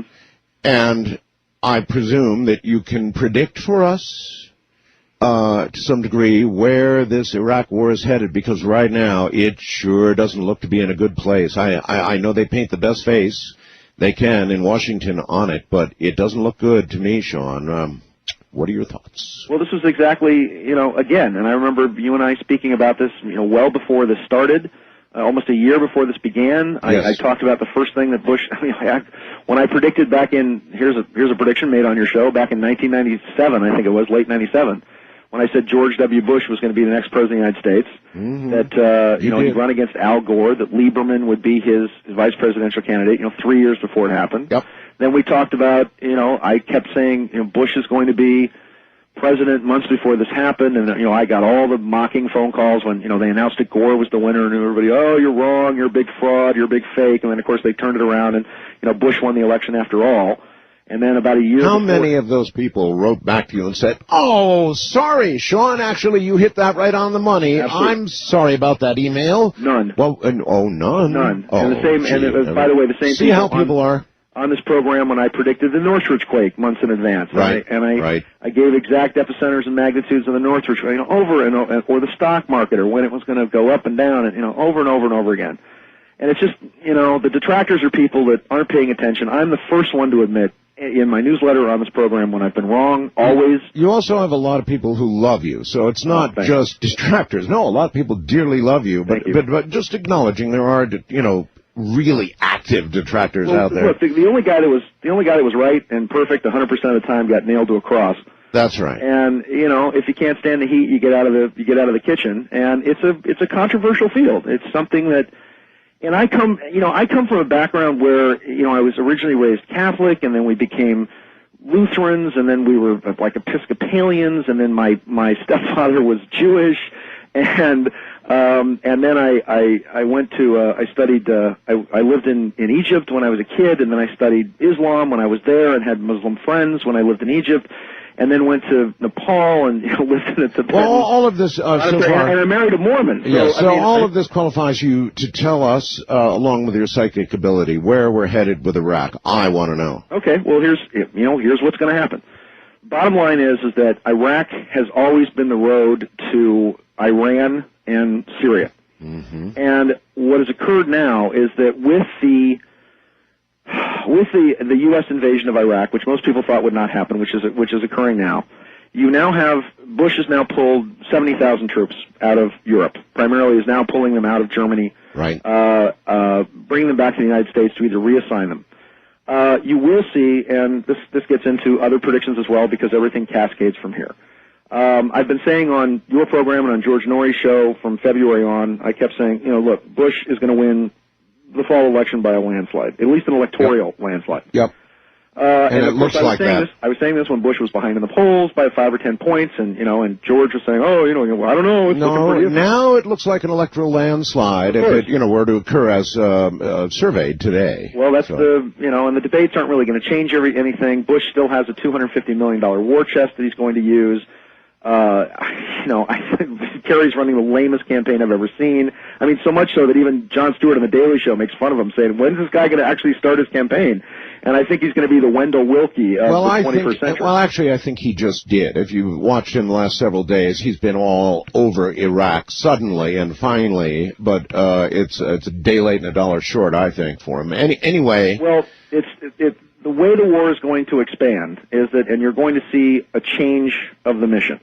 And I think a lot of it has been not only about getting Iraqi oil supplies, but has been a great deal about, and I think this is pretty obvious politically, about protecting Israel and a lot of Israeli interests. I think we're going to fade off here, but we're going to fade off here. So talk about the draft. We'll talk about Iran. We'll talk about Syria. We'll talk about the draft. I want to talk about the draft. I want to talk about a change in mission in Iraq. Also, a change in mission. What do you suppose that might be? Saving the Iraqi people? Finding those weapons of mass destruction we haven't been able to find yet? Let's see. The official website of Coast to Coast AM is www.coasttocoastam.com. Log on now. So what are we going to do? Say all of a sudden admit it's all about oil?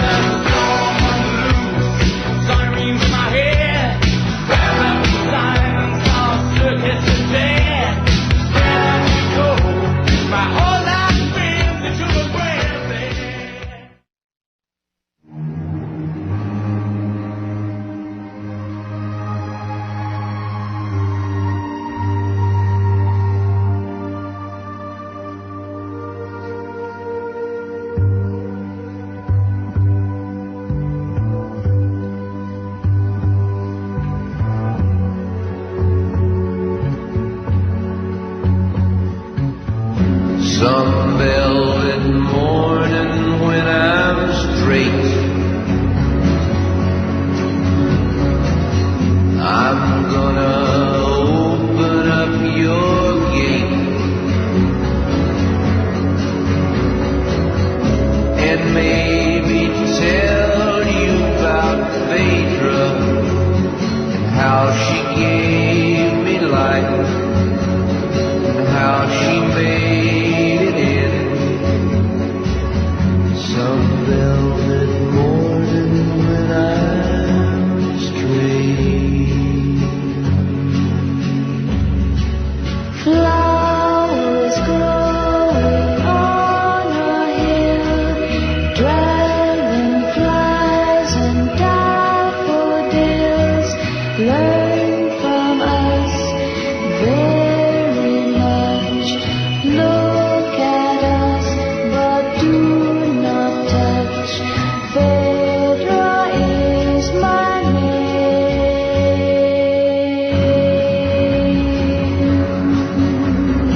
To talk with Art Bell, call the wildcard line at area code 775-727-1295. The first-time caller line is area code 775-727-1222. To talk with Art Bell from east of the Rockies, call toll-free at 800-825-5033. From west of the Rockies, call Art at 800-618-8255. International callers may reach Art Bell by calling your in-country Sprint access number, pressing option 5, and dialing toll-free 800-893-0903. From coast to coast and worldwide on the Internet, this is Coast to Coast AM with Art Bell. Music has great power, and I use it to set the mood, actually, for myself. My guest is a very controversial psychic. You know him well, Shawn David Morton. Controversial psychic. I think that's probably a good name. If a psychic is right a lot of times, or even most of the time, they get to be very controversial, and they sure get enemies. But that's the nature of that job. You don't do that job without getting a lot of enemies, and Shawn has them. However, on the other side of the coin, from my mouth, you hear this: he's had a lot of things that he's flat hit dead on. So there's that side of it, too, and that's, I guess, what makes him so controversial. He'll be right back.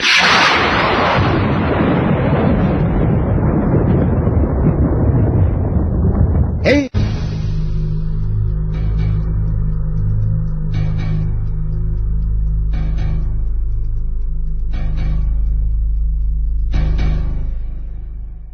All right, let's keep you up to date on Gene. 115 miles an hour. The eye is nearly entirely on land in Florida right now. But this hurricane has not yet begun to lose very much of its power. In other words, we're still at 115 miles an hour, and the hurricane is moving west, continues to move west, and not make that turn at 954 millibars, again moving west. One correspondent covering all of this in Fort Pierce just used the phrase intense devastation. So a lot of damage, apparently, and we'll have to keep a very close eye on this. I've been following it on CNN, and right now we are going to go back to Shawn David Morton, the controversial psychic. But again, Shawn, you wouldn't be, if you had a hit rate that just didn't do anything for anybody, you wouldn't be controversial, would you? No, that's right, and it's also the job of prophecy or prediction. If you're right, nobody likes you, and if you're wrong, nobody likes you. So it is kind of a thankless job, isn't it? It really does suck, to tell you the truth. It's not like people like. I mean, if you look back in the old days to Daniel, to Jeremiah, to Isaiah, to John the Baptist. I mean, certainly none of them were well liked, nor were they popular, because you're telling people in a lot of cases things that they don't want to hear. On the other side, however, I mean, I have people that have subscribed to my Delphi Associates newsletter, and the people that I have subscribing, and the people on the web, and the email version and the print version. Yeah, but would you choose this life for yourself again? I mean, there've got to be easier paths. No, I mean, I do this as a lot of my dharma, so to speak. I mean, I really do think that I've been so blessed and received so much that I think that this is my way of giving back. I mean, the newsletter is very successful, but at the same time, I have a career as a producer and as a film director. That's and right. I've got a really great, funny film at a lot of festivals in New York and Los Angeles, and and I've also been able to use my access to the media and being involved in the media with shows like Hard Copy and Strange Universe and whatever. I think to get a lot of truth out there, and it's all for the people with the. It's all with the people for the eyes to see and the ears to hear, and it's... Okay, for that group then, right. Back to Iraq. Okay. All right. You mentioned change in mission. Right. Explain yourself. Okay, well, here's how things are going to shift, because it's going to go from the excuses it was before, from weapons of mass destruction. Yes. And there were, and let me briefly say something that I thought was very, very interesting. On this program, and on Coast to Coast, on your show and on Georgia's show as well, when I talked about doing some remote viewing, there was a program inside the Pentagon called Project Foresight, and they'd asked me to do some remote viewing for them. And there were some specific locations that I gave them. On September 8th, there was an announcement on CNN that talked about and I actually announced this on the show, and I talked about the two things that I felt the weapons of mass destruction site. That number one, that there were a number of these weapons that were actually moved into Syria, into the al-Baqwa Valley. I talked about it on this program, and then the following, I think it was on a Thursday, and the following Tuesday, there was a general that came on a Georgia show and said, absolutely, this is true, they're in the al-Baqwa Valley. I had said that the United States would be at war with Syria within 30 days, and I think within 2 weeks, instead of us going to war with Syria, Israel actually hit a number of spots in the al-Baqwa Valley. Also, on September 8th, as I said just the last few weeks ago, they're now talking about a number of these WMD sites that had actually been razed, and that parts and pieces had been shipped into other countries, because I had said on this program that the two sites that I saw, biochemical weapons facilities, were very specifically being run by the Red Chinese, and that the Red Chinese are behind arming Iran, chemical weapons in Iraq, and that they were warned well beforehand in order to not embarrass them, because the current administration has a lot of deals with Red China. Red China has an economic stranglehold on the United States, and this was one of the things claiming that the United States, you're going to hear this more, I think, within the next 30 days, of the United States demanding some investigation into these WMD sites that were actually razed. The shift in policy is going to be that we want two things. Number one, we want regime change in Iran and a U.S. presence in Syria to actually protect the northern section of Israel. Now that we've actually taken Libya off the watch list and actually taken the embargo off of Libya, primarily so that we can get a lot more oil out of Libya, and I think, due to the pressure by the Bush administration because of their actions, they've abandoned their nuclear weapons program. The biggest thing is going to be Iran. And I stated on this program, even before the Iraq war started, that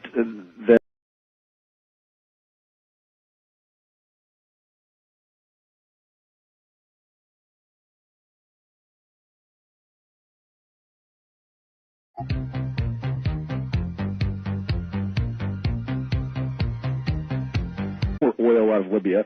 And I think, due to the pressure by the Bush administration because of their actions, they've abandoned their nuclear weapons program. The biggest thing is going to be Iran. And I stated on this program even before the Iraq war started that we were going to subvert the government, that the CIA is actively subverting the government in Iran. I also feel, and this is my personal theory, because I know how this technology works, but I think that the earthquake in Bam in Iran was somehow artificially induced, that it was a military earthquake-style machine, if you will. Okay, but that's a lot. I want to back up a little bit because I want to understand what you mean by the change in mission. Are we going to be at war with Iran, or is it all going to be, as you mentioned, CIA behind the scenes, bring them down kind of deal, cause I don't know what, a civil war in Iran or what? Civil war. They're going to bring down the regime in Iran, and the first way they did it was the Bam earthquake specifically allowed us to place CIA operatives and undercover operatives basically disguised as aid workers. I thought they had didn't they refuse aid? I thought they refused it. There was, if that's the case, then you're more informed on it than I am. But I thought that they had actually taken a large number of actual aid workers in the Bam quake, and okay, I'll try and get confirmation of that. I seem to recall they refused it. Maybe they later accepted it. I don't know. Well, one way or another, we do not want to go to war with the Iranians. They've got a standing army of 125,000. They have missiles. They have submarines. Once again, all stuff that they got from the Red Chinese. And here's where the mission is going to shift. Right now, the excuse was given for weapons of mass destruction. The change in policy is going to be that because of United States actions in the Middle East, that we are now we're basically going to exacerbate a series of reactions from what were moderate pro-American governments there into what will be much more extreme Islamic states.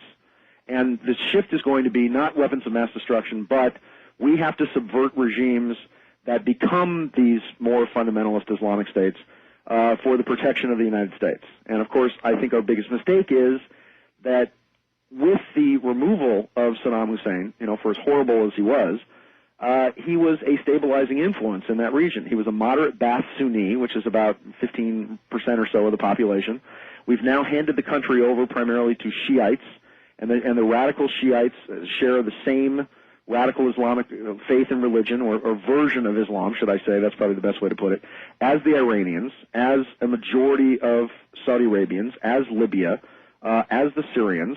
And so we've taken somebody who was considered a religious moderate there, who obviously had the country under an iron fist, and now we're realizing why, because there are all these warring factions in the country. And it was one of the reasons why Bush Sr. Didn't continue the war in Kuwait, because he felt that by taking out Saddam that you would destabilize the entire region, which, of course, Bush Jr. has done, and that's exactly what's happened. What change in our intelligence reporting or whatever caused Bush Jr. to take such a radically different step from Dad? I don't know. I mean, when he went in there, I originally felt that the guys who were pulling a lot of the strings, I guess that's a polite way to put it, his original mission was to simply remove Saddam and make sure that the infrastructure of power was in fact intact. What has now happened is that primarily with the force of Dick Cheney, they've gone in and just blown a bunch of stuff basically just blown a bunch of things to smithereens, destroyed a massive amount of the infrastructure, and then, without any bids at all whatsoever, handed the contracts for reconstruction over to Halliburton, which of course is Cheney's former company, and now we're in the process of getting these multi-billion-dollar contracts to actually rebuild the country. And I think that the powers that be behind a lot of this stuff are really angry at Bush for destroying so much of the infrastructure. You also have to remember, too, that oil within the next few years is going to be a very valuable commodity. Saudi Arabia, as far as every report I've ever seen, hit a lot of its peak oil production by 2003, early 2004. So I've heard. Which means that, Iraq, which sits on a gigantic reserve, Libya, So is that what it is? Is it oil? Well, it is and it isn't. The whole reason that we passed the sanctions against Saddam Hussein in the first place was to keep his oil off the market so that the price of oil would stay artificially high. But that was then, and now the price of oil. Look at it now. And now it's skyrocketing. Gracious. Why? Because now, even though the infrastructure's been destroyed, but a lot of remember too, a lot of the super high oil prices have been because of what's been going on in Venezuela. So you can't with what's happening with Hugo Chavez and because the U.S. and the International Monetary Fund and the CIA really hate Hugo Chavez. I know, but again, to go back to the fact that Bush Sr. viewed Saddam as basically a stabilizing force, yes. and as bad and nasty and torturer as he was that. He virtually was a stabilizing force. I can't understand what could have been of such magnitude to cause a change in a decision of what happened big enough to cause the psychology to change and it being suddenly worth our going to war and then occupying an almost unoccupiable country. Right. I don't know. I mean, it's not, these guys don't call me on the phone and tell me this stuff. When they do call me, they give me like a coordinate. They ask me for certain information. Right. Rarely do I ever know what it is. For example, when I'm doing the viewing, rarely do I know what it is I'm viewing. If I'm right, they call me back and say, well, you got that. Here's another coordinate. Take a look at this. I don't know. I'm not sure what's in the mindset. I know that from the global game of risk, if you will, that by controlling Iraq, we in fact sort of have the rest of Europe by the cajones, because the reason France and Germany didn't want us to go in Iraq in the first place is because they were basically subverting a lot of the embargo and getting backdoor deals on oil from Saddam. Yep. And we now control, you remember too, there's an economic war going on between Europe, the United States, or should we say the North American Union, which is, all of North and South America, and Asia and China. And eventually the idea is to turn it into a 1984 global superstate where you have, Eurasia, East Asia, and Oceania, if you will, being the United States and England and Japan. Asia being China as the primary force and mover in Asia, and of course, Europe controlling Eastern Europe and Russia, which is exactly, if you read George Orwell's book 1984, with Emmanuel Goldstein being the ever-present, ominous, eternal terrorist, the concept of terrorism, which gives the totalitarian nation-state an excuse to constantly surveil its citizens for its own safety, if you will. Are we at the beginning stages of a war with Islam? Absolutely. It's been planned. I can't even tell you how far back it goes. I mean, I think it directly links, and this might be stretching it a bit, but I think it links all the way back to the death of Princess Diana, to her relationship with Dodi Fayed, to the fact that one gets me. I don't see how this larger question we're talking about, and I know the psychics sort of dwelled on the whole Diana thing, but I've never understood how it mixes in. Well, Dodi Fayed was a member of was a direct relation to the Saudi royal family. There is the possibility, and this may come out in legal documents later this year, when Mohammed Al Fayed actually files his lawsuit against the British Crown, that Diana was actually pregnant with Dodi's child. If this were to occur, and I did a lot of research on this because I did pieces on this when I was working for Hard Copy, and if that were to occur, she would be married into an Islamic royal family. Mm-hmm. She would have a half-bred Egyptian British child, and she would become, I think, a spokesperson for most of the Islamic world. And I think that the wars were being planned as far back as 97.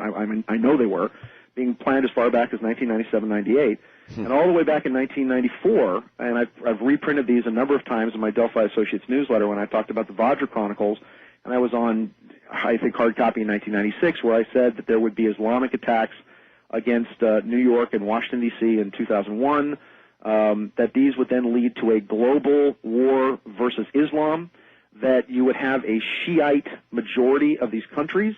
And here's where it gets even scarier. There are a series of predictions in the Quran that talk about the coming of an Imam, it's called an Imam Awabi, or just the Imam. Yes. And the Imam is supposed to be a spiritual and or religious leader, and strangely enough in the Quran it says that the Imam would appear at the same time as Jesus Christ, and that these two would rule, and that specifically, number one, the first thing would happen would be a great tyrant would be removed along the Euphrates, which is Saddam Hussein. Yes, indeed. Number two, that you would have two eclipses in the month of Ramadan, and we were actually in Egypt when we watched a lunar there was a lunar and a solar eclipse when we were actually in Egypt last November shooting our documentary. I went a tour for 2 weeks, and then we shot our documentary for another 2 weeks after that. The third thing is, and this is interesting, this is prophecies moving ahead, that there would be great violence and a great deal of murder and killing on the Hajj to Mecca. And for the first time, they're actually allowing, because of the dangers in the Middle East right now, they're actually allowing people to carry weapons on the Hajj or on the journey to Mecca. So if we actually see within the next period of time a great deal of violence around Mecca on the sacred journey, this was supposed to all be a preclusion to a coming Islamic leader that I have said for many years would come out of Iran. And I think that there are a couple of very interesting candidates for this. I think that the primary candidate would be Saad bin Laden, who is actually is actually Osama bin Laden's son. I don't think bin Laden's going to be a factor at all, because I believe that he was killed as a direct result of U.S. military action in the beginning of 2002. And actually, Shawn, here's something that the American people need to understand, right. And I need to understand too. When you look at the world of Islam and you look at the extreme faction of the world of Islam, it's painted by America as being relatively tiny. Now, I'm not sure how legitimately that's getting reported by the American press. The real question is, in how much of the world is Osama bin Laden actually a big hero? How much of Islam is really radicalized? That's a big question. Right now, the countries that count, shall we say, are Iran, Iraq, Syria, about 95% of Saudi Arabia, because it's only probably the 1% of the Saudi royal family that are actually Ba'ath Sunnis, and the rest are primarily very heavy-duty Shiite. Remember, it was Osama bin Laden's, his original jihad was declared because when the U.S. moved their troops in for Desert Storm 1, bin Laden was the one that warned that if you allow the infidels, as he called them, into the Holy Land, specifically American troops, that they would never leave. And of course they never did. And that was his primary beef with the U.S., to begin with. And then really Al-Qaeda began to build momentum. But how much of the Islamic world by percentage do you think is radicalized to the point that we're at a war with them? I would say, well, right now it's probably 30%. 30%. If you will, of about the billion Muslims worldwide. That's a gigantic number, 30%. Revolutions have been accomplished by far fewer than 30% of any group. All right, my guest is a very controversial man, a psychic, a remote viewer, Shawn David Morton. I'm Art Bell.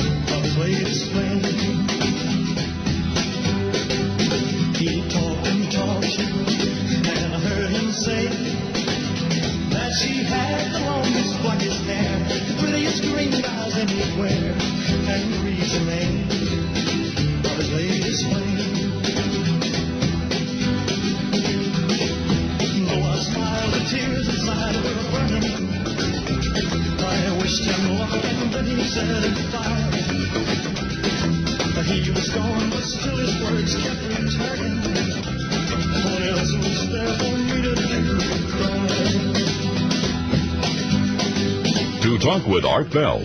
Call the Wildcard line at area code 775-727-1295. The first-time caller line is area code 775-727-1222. To talk with Art Bell from east of the Rockies, call toll-free at 800-825-5033. From west of the Rockies, call 800-618-8255. International callers may reach Art by calling your in-country Sprint access number, pressing option 5. And dialing toll-free 800-893-0903. From coast to coast and worldwide on the Internet, This is Coast to Coast AM with Art Bell. Boy, it sure is sobering, watching Mother Nature's fury really unleashing. It's one thing to talk about it, it's another to actually see it happening. And she really is unleashing on Florida. There's no two ways about it. There's going to be a lot of damage in a lot of areas. This is a serious hurricane underway right now. My guest, the controversial psychic Shawn David Morton. He'll be right back.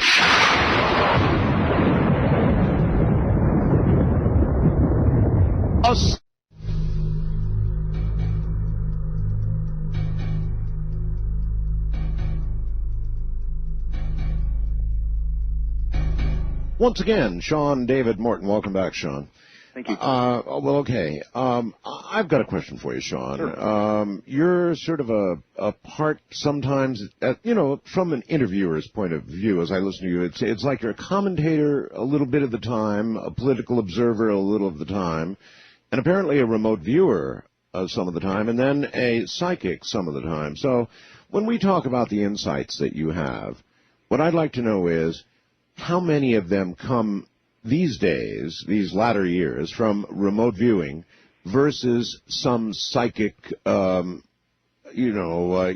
that you get? Well, it's an interesting question to ask. I mean, every time I put something out there, if I get an intuitive flash or if I get a psychic vision or something, I try to put together a body of information that will back up what it is I'm going to see. And I know a lot of things tonight also that we've been talking about now seem, nothing is as obvious, obviously, as the past that has already occurred.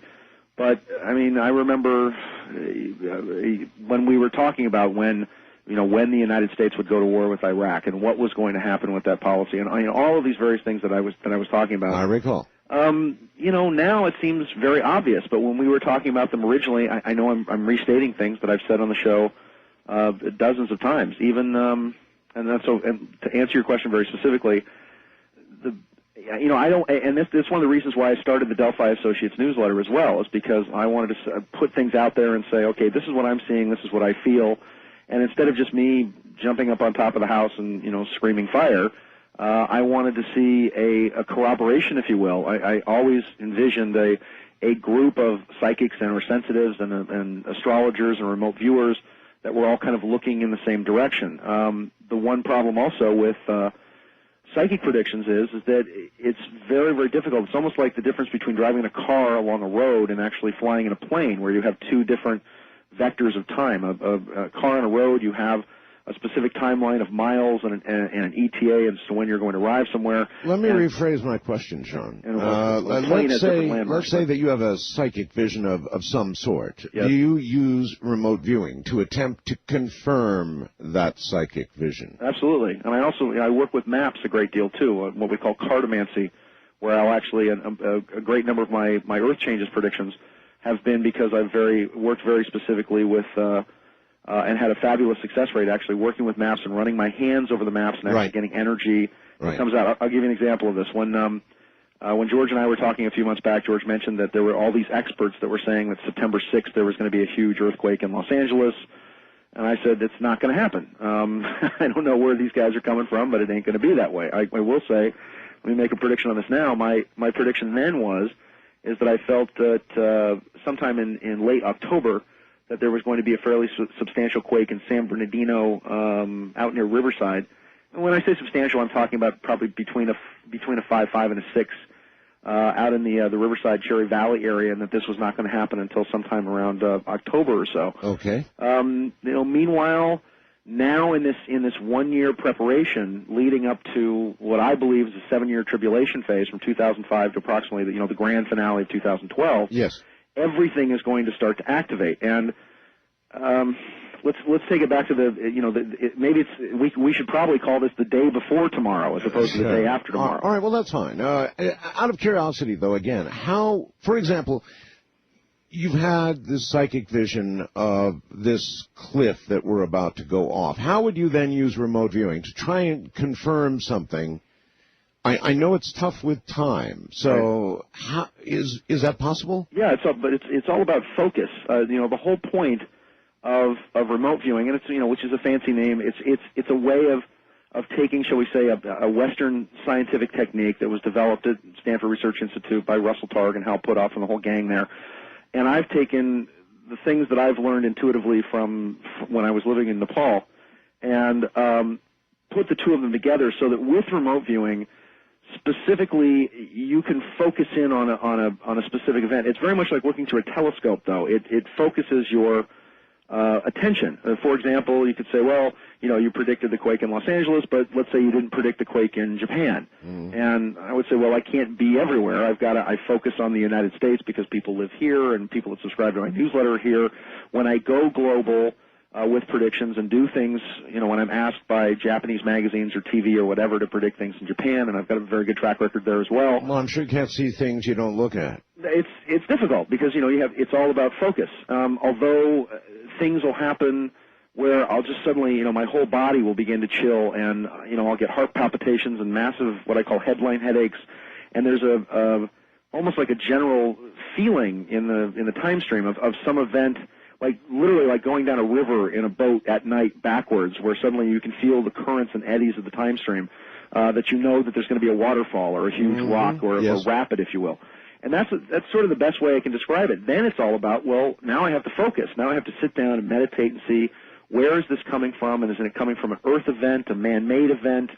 And that's why it's the best technique for me to get out maps, scan the maps, see what's going on in the maps, because then when I get the feeling, it's almost like an energy. And one of the things that I teach in my remote viewing classes to people when we do this, and we get out pendulums, and I teach people how to work with maps, and I've got another class coming up in October 29th, 30th, and 31st up in Santa Barbara, the spiritual remote viewing classes. And these classes have been amazingly prescient. I mean, they've predicted everything from blackouts to earthquakes to hurricanes. What I try to do is I try to narrow it down, that if you actually get a flash or a charge, if you will, it's almost like the map is biting your hand, a spike of energy. Then we take it and say, okay, September, October, November, and so let's say, okay, there it is. There's another spike in November. And then you try to take it to November 1st, 2nd, 3rd, and you take dates. And what will happen is that you'll feel the energy begin to build into a window, or what I call a plateau. And it builds over a period of time of about usually a week to 10 days or so. And then you'll feel the energy drop off the other side. And this is how I've managed to be as accurate as I've been. Very interesting. With earthquakes and with a lot of this phenomenon. I also learned at the same time how to use this same type of technique for very specific stocks on the stock market. After you've had a psychic intuition of that sort, though, are you then able to use remote viewing? I don't know, let's just take an example. Let's say something awful happened somewhere in Florida. Could you then, once you knew you had a hot spot on your hands, look ahead at that place in Florida and try and get a remote viewing concept of what happened?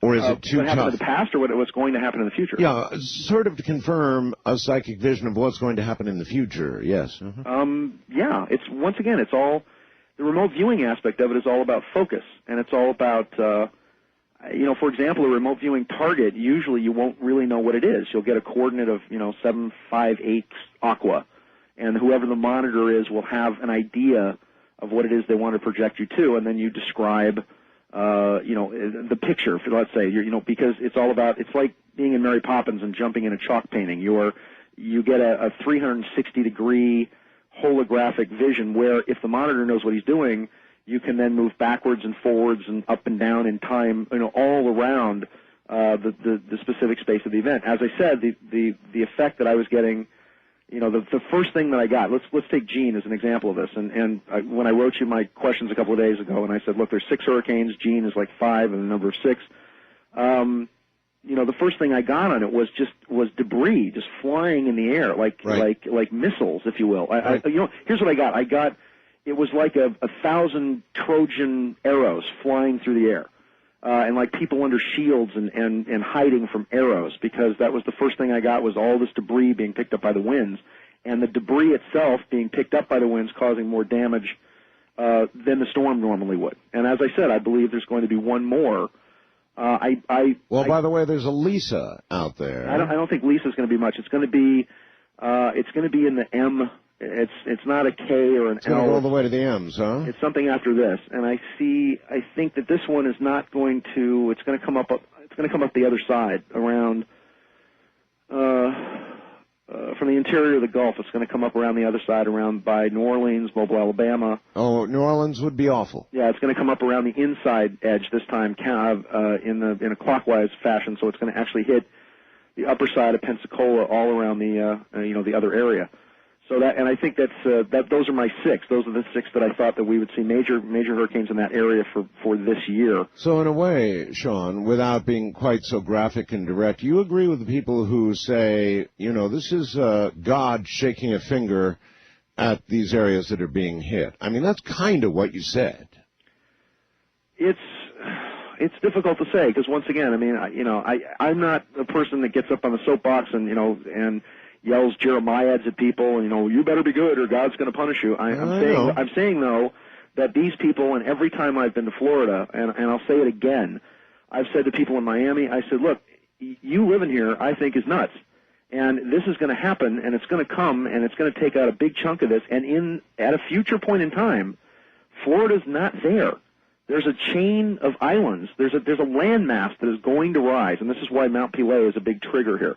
There's a landmass that I see rising off the southern coast of Florida that at a point between now and we're talking 10 years or so, but at a point between now and about 2015, I mean, it happens over a period of time as this landmass rises. That landmass will be called New Atlantis, and Florida will eventually be a chain of islands. And the bottom line is like I said, if you build your house next to a dragon, it shouldn't matter that the dragon is sleeping, and that with what is going to happen, with the hyperactivation of weather, with everything that you've been talking about, that I've been talking about, with what's been happening, those people, specifically Florida, New Orleans, all along the South and North and South Carolina, which are natural floodplains, which are already at or about 3 feet below sea level, are going to, and scientific fact, they are going to get inundated as the world water levels begin to rise. And from 1991 on, I had always felt that the East Coast and Florida and that entire area would be hit first, well before you had a lot of the catastrophes, say in the Midwest, or the earthquakes in California, or the eruption of Mount Rainier, or any of the other things that I see occurring in the timeline. Yeah, you're saying it has begun.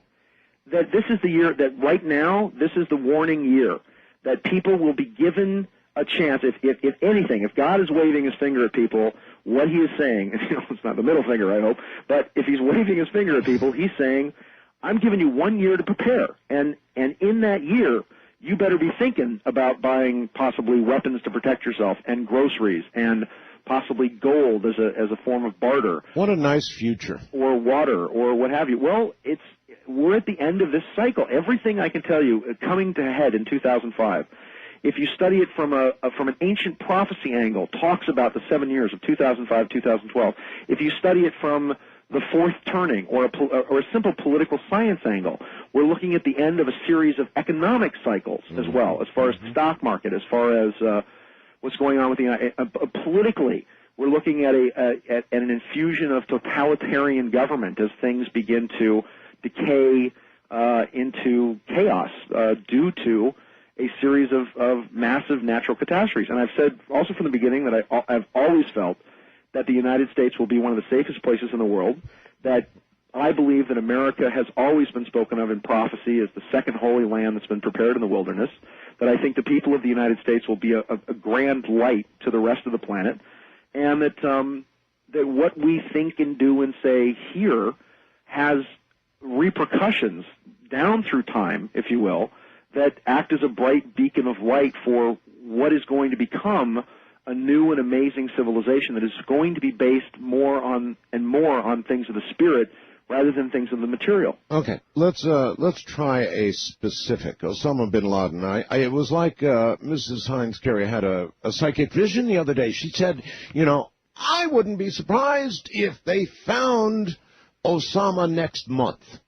Okay. And she was referring, I guess, to the Republicans, kind of like, well, they'll probably get Osama, and then the poll numbers will go up even further on the other side. I don't know why she made the remark. Maybe it was psychic. Maybe it was just sort of, I don't know, aggravated. But what do you think about Osama? Well, I think he's dead, and I've said that I've said on the show over and over and over again that if they manage to pull him out of a hat somewhere, I'll be the most surprised person. Let me go over very briefly. On this program in 2001, December 23rd, I think it was, in 2001, I said that Osama bin Laden would be traveling from place to place, and that the time of danger for him, where I believed that the United States was going to kill him, was going to be between January 25th and approximately February 5th.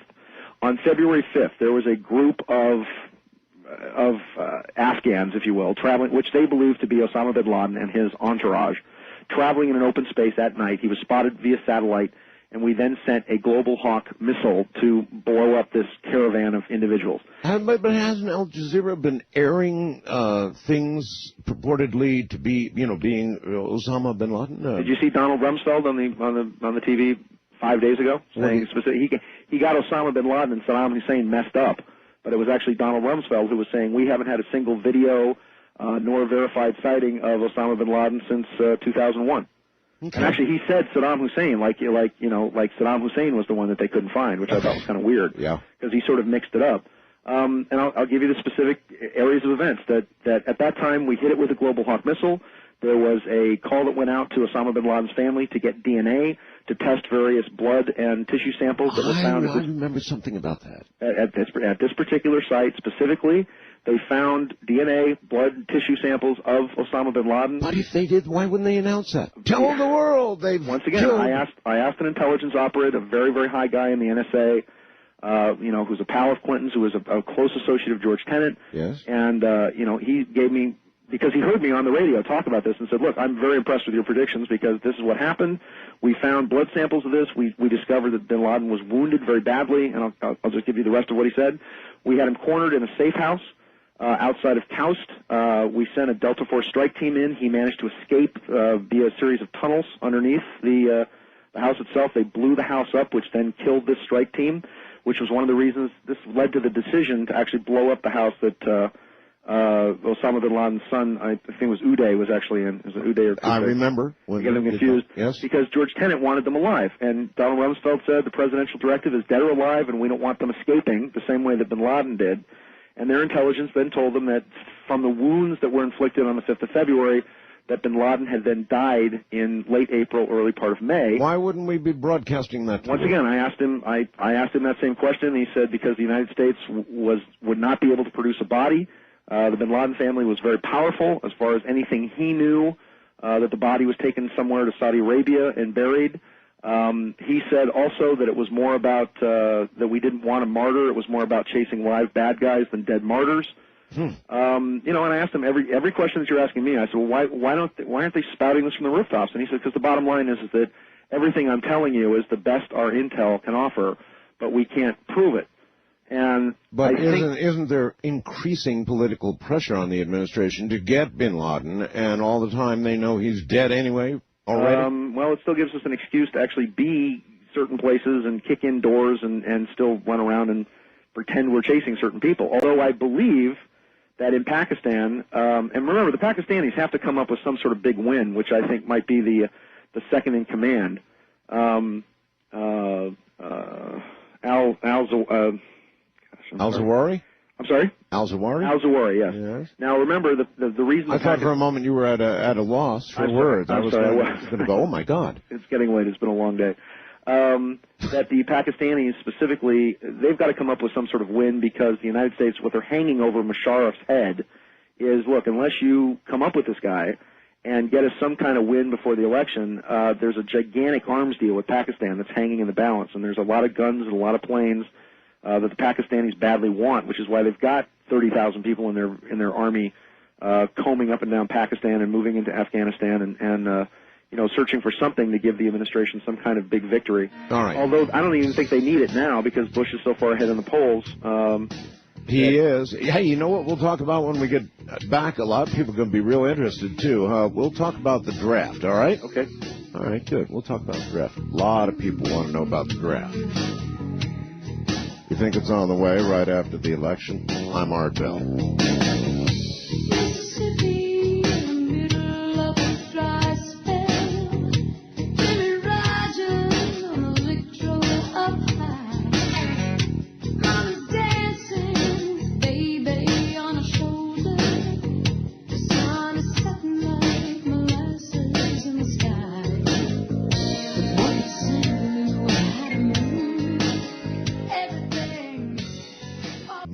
if you look at the circles that they've taken, seemingly, I mean, you could take this position, I know a lot of you do, because I'm getting the messages, that these almost seem intentionally aimed or re-aimed at our country, specifically at Florida. You could certainly form that impression. It might be totally inaccurate, but you could form that impression based on what we've seen.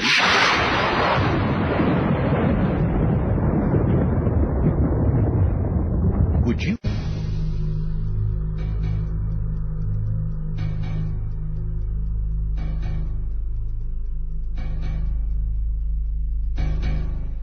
You know, I'm not really a believer all that easily in, I don't know, conspiracy sort of things. I don't grasp them easily, as I'm sure you're all aware. But it does seem to me that even a casual observer of what has occurred with the hurricanes so far, including what's occurring right now, if you actually followed what these hurricanes have done, and you were to show the map to somebody, an unbiased person, I do believe they'd say, well, it looks just like somebody was aiming at Florida. Aiming at Florida. I mean, these things did twists and turns and gyrations and traveled thousands of miles to get to Florida. In many cases, just weird paths. Shawn, you share some of that feeling? Well, I know that it is possible. The Russians have talked about weather modification. It's certainly possible to do with HARP antenna arrays. I do think that there are so many natural cycles that are coming together between what's happening with the sun, what's happening with the South Pole, what's happening with the electromagnetic shifts in the Earth. That I think that there are a lot of natural explanations for it as well. I'm not saying that it isn't possible. It is certainly not beyond the technology that is available with satellites, with the HARP arrays, et cetera, et cetera. I'm not sure what some people are going to chew on that. What the motivation would be. I'm just saying that this is going to be that I think what's happening in Florida now is, as I said, we've gone through about a 100-year period of rather slow-moving storms and hurricanes, and now that's over. Now we're moving into a much more accelerated period of time, as I said, between now and about 2012 or so, where I think personally they're going to have to reclassify hurricanes up to possibly come up with a Class 6 classification for hurricanes between 180 and about 200 miles an hour or so, and they're going to become much more frequent over the course of the next 7 years as we move into this kind of U.S. tribulation phase. All right. I would like to allow the audience to ask you questions, but before I do that, I want to allow you to give a good plug to your newsletter. You do come on here and give us all of this, and this is all recorded and has been. When did you start this thing? In March of 1993. We started, 11 years or so ago. And actually, it was that newsletter where I originally predicted the Northridge quake. And the Delphi Associates newsletter, the newsletter you have to have today because it tells you all about tomorrow. It's very simple. We've got one number for people to call. That's 888-452-7999. So 888-452-7999. A 1-year hard copy subscription to the magazine is $60 for a 1-year subscription. We now have an e-version, a PDF version online for $35. And I also want to mention a couple of things that we've got also on the website at DelphiAssociates.org. That's www.DelphiAssociates.org. We've got a brand new CD there called the Violet Fire God Force Meditation CD that is a fantastic bestseller. It's one of the most powerful healing and I think planetary healing meditations that we've got going. We also have for people that are interested in the Bible code, we actually have software from Israel, directly from Hebrew University called Unlocking the Bible Codes. It's a CD-ROM on sale there as well.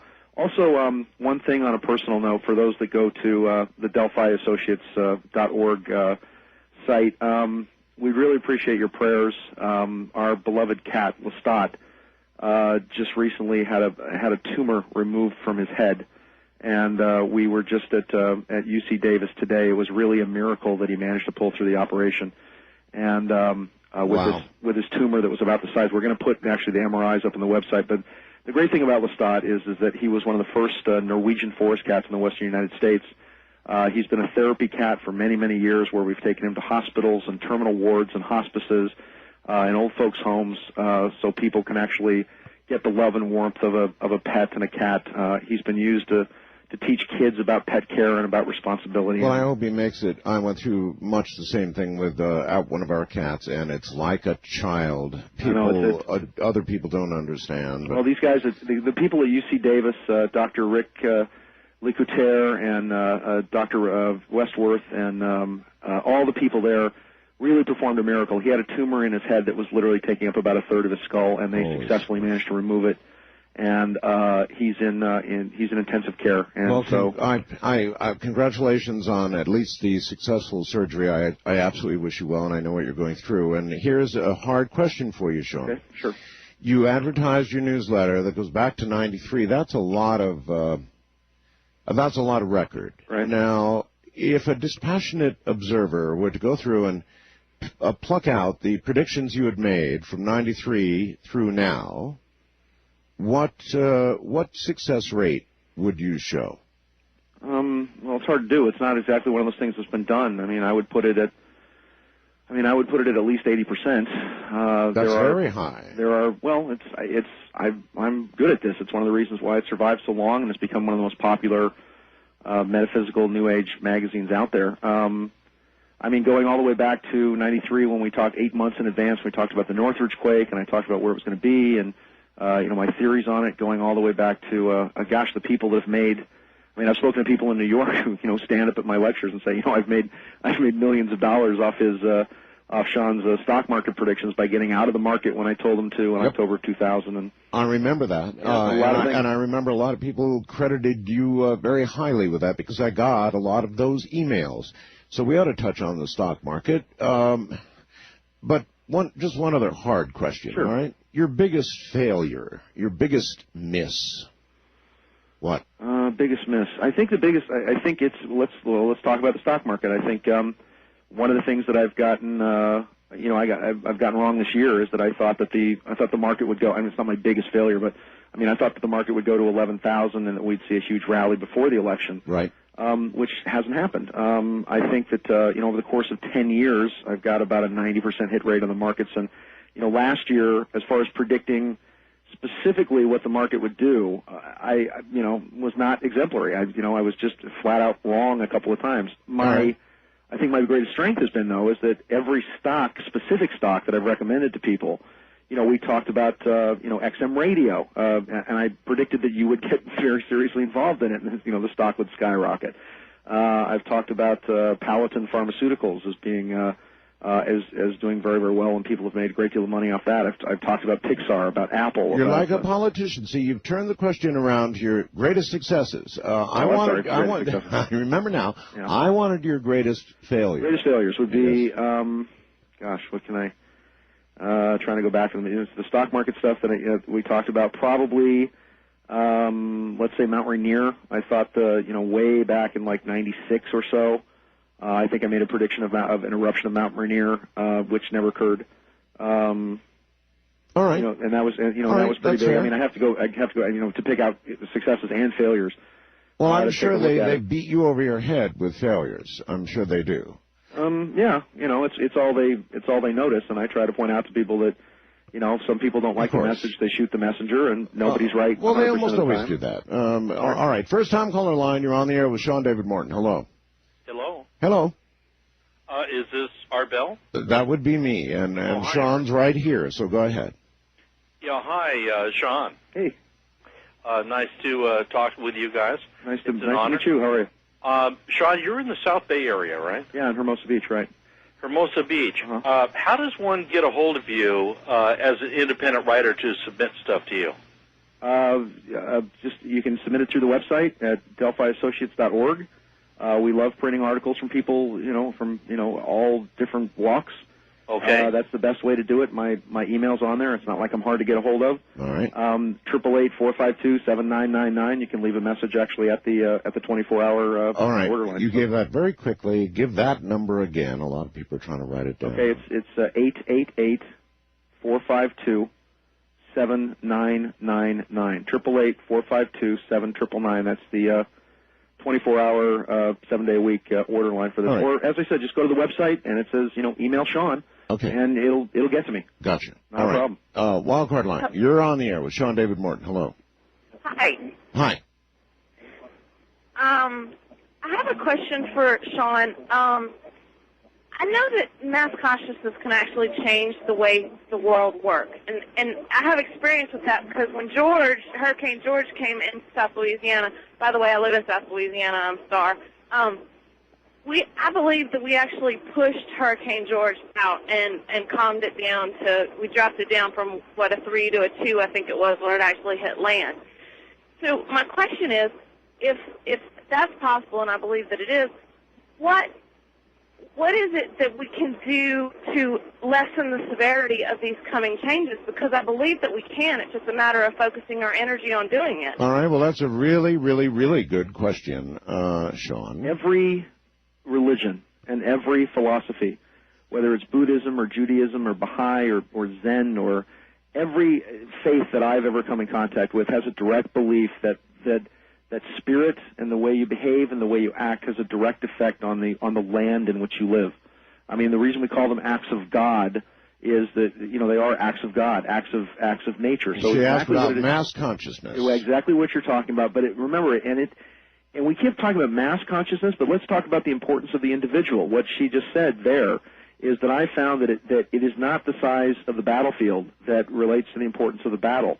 That small, focused, concentrated groups of people, it usually takes just 12 people, a perfect, what we call life force battery of 6 men and 6 women in a circle, male, female, focusing, getting into the eye of the storm, focusing on that storm, dissipating it, taking control and command of it, almost feeling as if the storm itself is within your body, and then diffusing it in your mind, sending angelic force and angelic power to diffuse it. In the meditation CD that we have on the site, the Violet Fire God Force meditation CD, one of the things that I teach that I think is one of the most powerful meditations ever is how to open up that veil between you and the God Force. And Shawn, do you not have any concerns at all about whether it's 6 people or 6 million, if they can affect a hurricane, if in fact consciousness can affect a hurricane, that a mistake, an error could be made?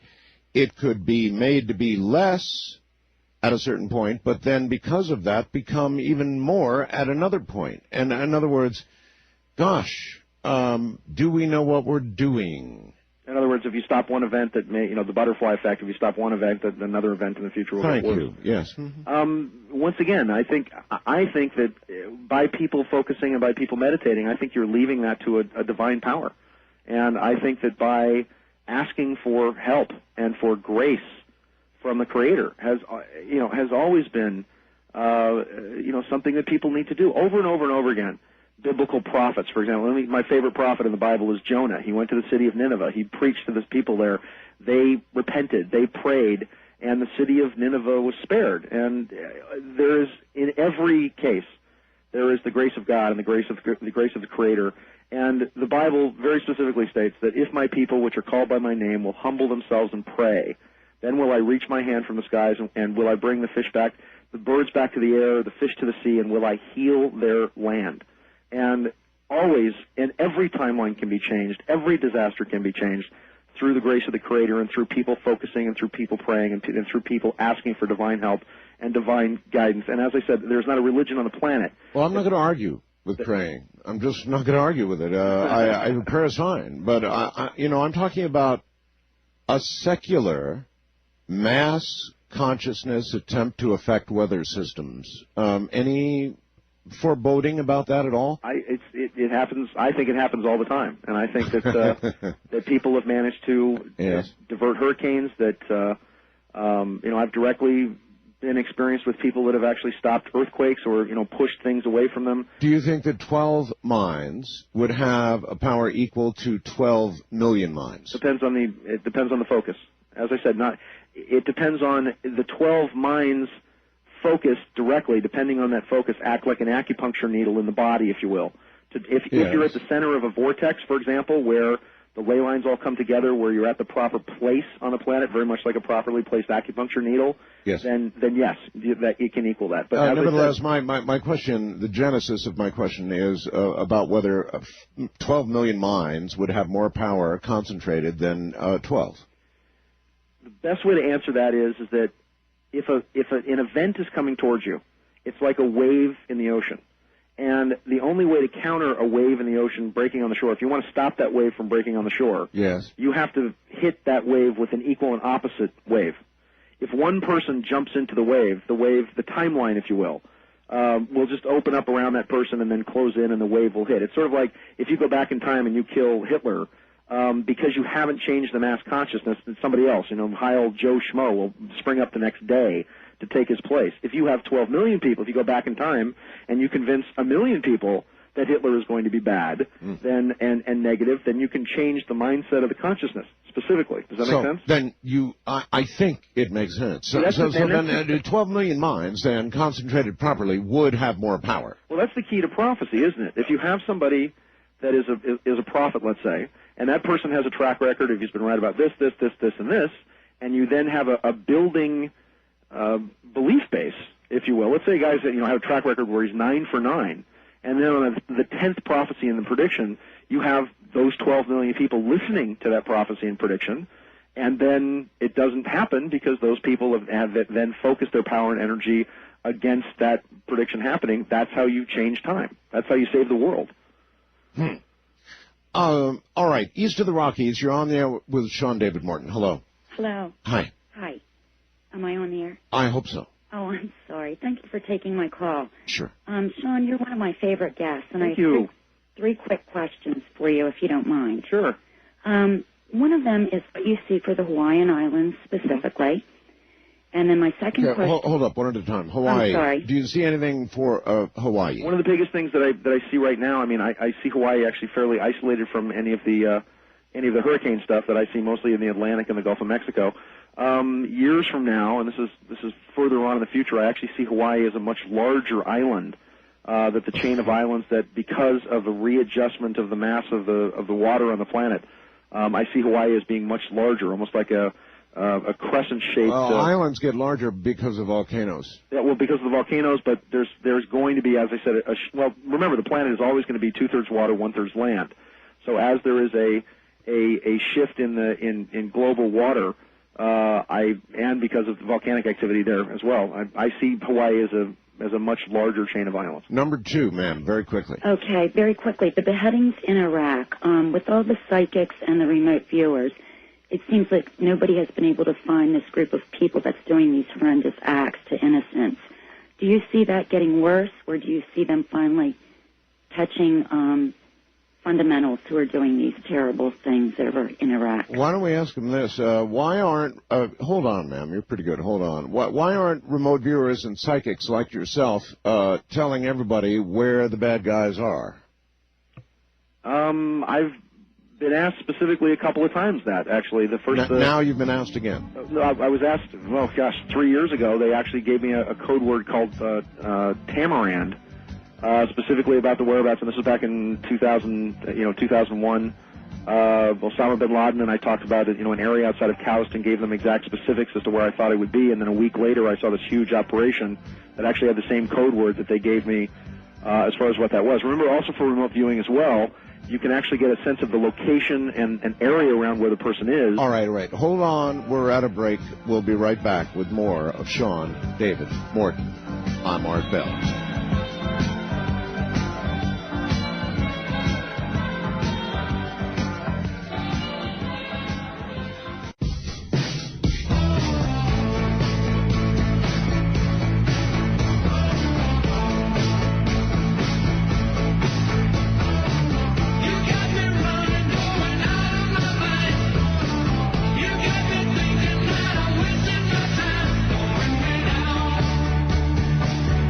No,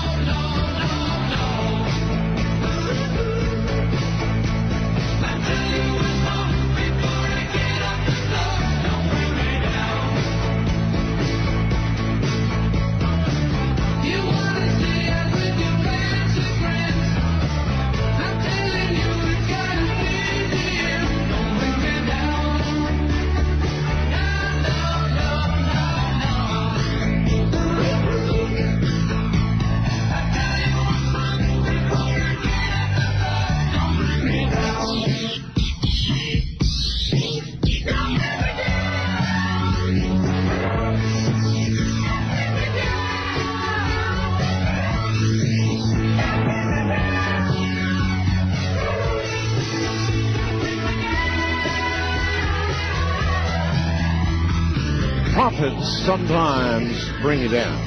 But that's the messenger thing, and messengers frequently get shot. To talk with Art Bell, call the Wildcard line at area code 775-727-1295. The first-time caller line is area code 775-727-1222. To talk with Art Bell from east of the Rockies, call toll-free at 800-825-5033. From west of the Rockies, call 800-618-8255. International callers may reach Art by calling your in-country Sprint access number, pressing option 5, and dialing toll-free 800-893-0903. From coast to coast and worldwide on the Internet, this is Coast to Coast AM with Art Bell. I mean, think about it. Prophecy has got to be a tough business to be in. It really does. Of all of them out there, that's got to be one of the roughest. We'll be right back with the very controversial Shawn David Morton.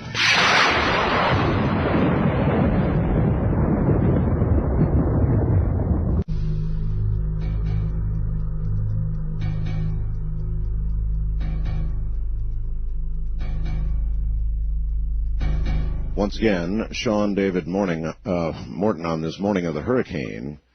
And it is the morning of Hurricane Jean just rampaging across Florida. The CNN coverage has been amazing. Anderson Cooper is going to be called, Hurricane Boy back at the CNN locker room. He's really been something through this. East of the Rock, he'd be fun to interview. Yeah, there you go. He'd be fun. Shawn, welcome back. Thank you, sir. Thank you. And actually, let me just answer one thing about remote viewing. You were talking about why doesn't it help us hit the bad guys? Yes. Specifically, remote viewing was involved in the strike on Osama bin Laden on February 5th. Remote viewing, I believe, was, and I didn't have anything to do with this one, but was directly involved, I think, with finding Saddam Hussein in that spider hole.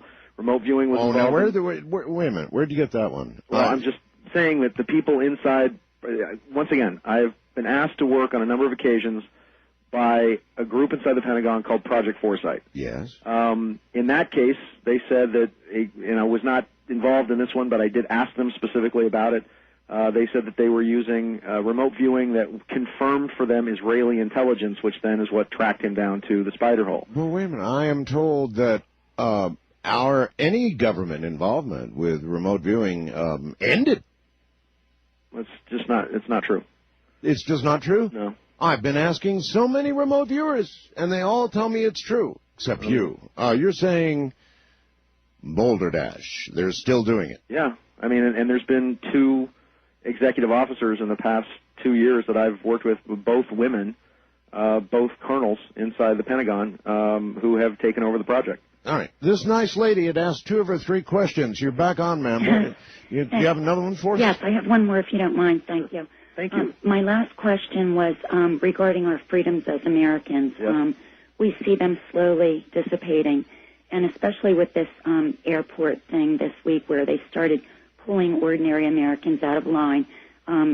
We go through all these searches already, and now they're asking to pat people down, and if you refuse, you're not going to be allowed to fly. My question was, do you see this getting worse, us losing our freedoms more, or do you see eventually ordinary Americans just saying enough is enough? Oh, good. Number 3. That's a great question. Let me, let's put this squarely where it belongs, I think. Before George Bush was even elected, months before that, and I was doing an analysis of what I felt his presidency was going to be like, I said specifically that the United States would be under martial law, that you would see a continued erosion of your freedoms. With Patriot Act 1 and 2 both, using 9/11 and using the specter of terrorism, we have now given George Bush more power than any Western ruler has had since Oliver Cromwell. This is going to continue, I think, as we, once again, I believe that the draft is, and I've been saying this for, I can't tell you how many years on this show, that by next July, June, July of next year, we're going to see the draft reinstated, which is going to be a further involuntary servitude erosion. It's going to be June or July for the draft. Next year. That's a big one. Yeah, that's a big one. What's going to be, and I believe that there are going to be riots that are going to be because of this. They're going to try to implement a universal military draft, which will be every boy and girl between the ages of 18 and 20 for 2 years of mandatory government/military service. If you don't want to carry a gun, they're going to put you behind a desk or in the Peace Corps or whatever else. You are about to see, because of the chaos I think that's going to happen politically and economically, and terrorist attacks specifically on a city on the eastern seaboard, a whole new phase of tearing up the Constitution, and it is horrific. And I think that the only way that people can defend themselves against it is going to have to be people banding together to say exactly what this nice lady said, that enough is enough. There are ways to get out from underneath the federal umbrella, if you will, but once again, if you want to travel through the airports, which are federally controlled territory. Just as a curiosity, Shawn, if we said enough is enough, expand on enough is enough, what good could happen? It's difficult to say, because once again, because of the media and the whole military-industrial complex. It's so pervasive. I mean, where it's moving, Art, is that they want to eventually chip the population and use the same types of chips, which are actually called multiple automated readout computer chips, which are or MARC, if you will, which are the same things that they're using on military soldiers now, the chipping or marking, if you will, of soldiers, which all lead into a military computer that they call the BEAST, which stands for Battle Engagement Area Simulation and Tracking.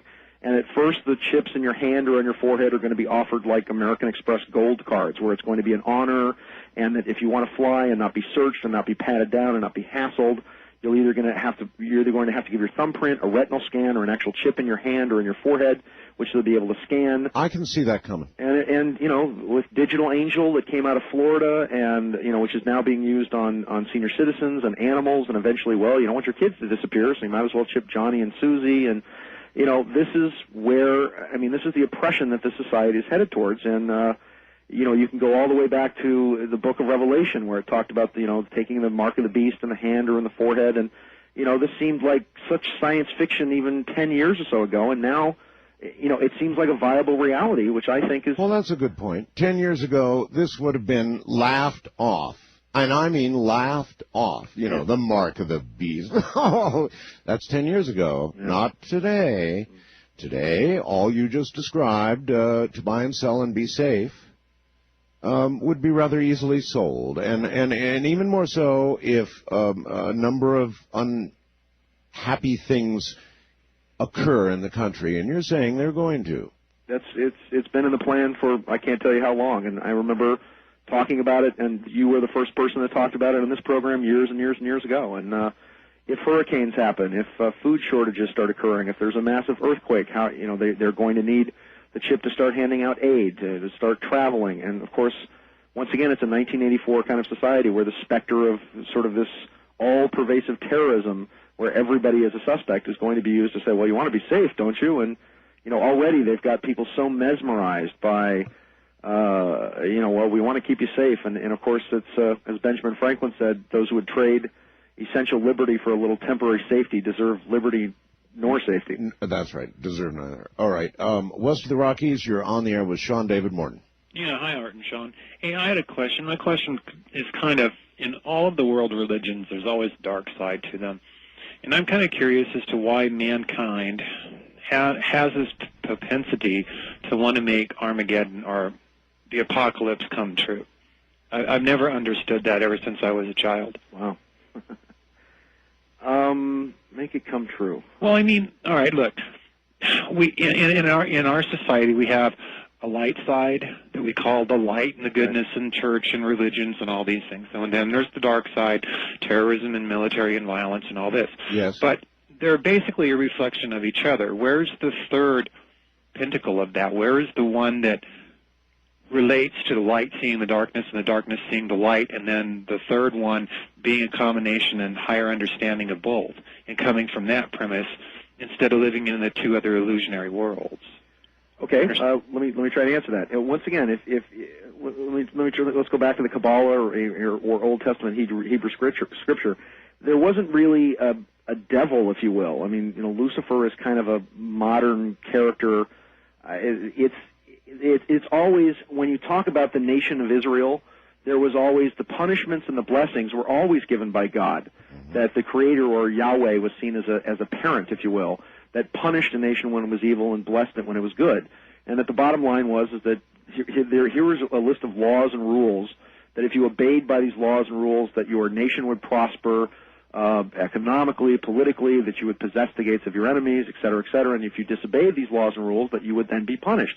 Once again, God makes the rain fall on the good and the bad, that there was the concept of both good and I guess what we would call evil were both flip sides of the same coin, and they came from the same source, and that it was looked at when a nation was being punished was because of a direct disobedience to a code of law and ethics that, in essence, were a set of law that were very much viewed as the operating manual to the planet. And if you disobeyed these laws and codes, that you actually brought on the planet the wrath of the planet or the organism of Gaia or God in the greater sense itself.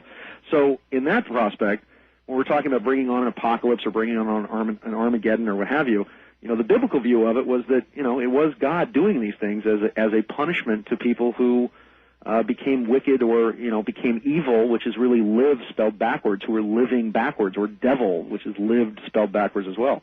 So once again, it was all viewed sort of in a parental aspect over the course of time, that you actually had the Creator, granting blessings or granting punishments based on the personal behavior or beliefs or spirituality of the society. Does that make sense? It does. It feels like the beginning of the punishment cycle. Well, exactly. If you very briefly, if you look at each nation, it usually has an average lifespan of approximately 200 years or so, and then you move into there's 4 cycles of 50. And if you look at the United States, instead of 1776, the final federal government with the Bill of Rights and all being signed somewhere around 1791, in the fall of 1791.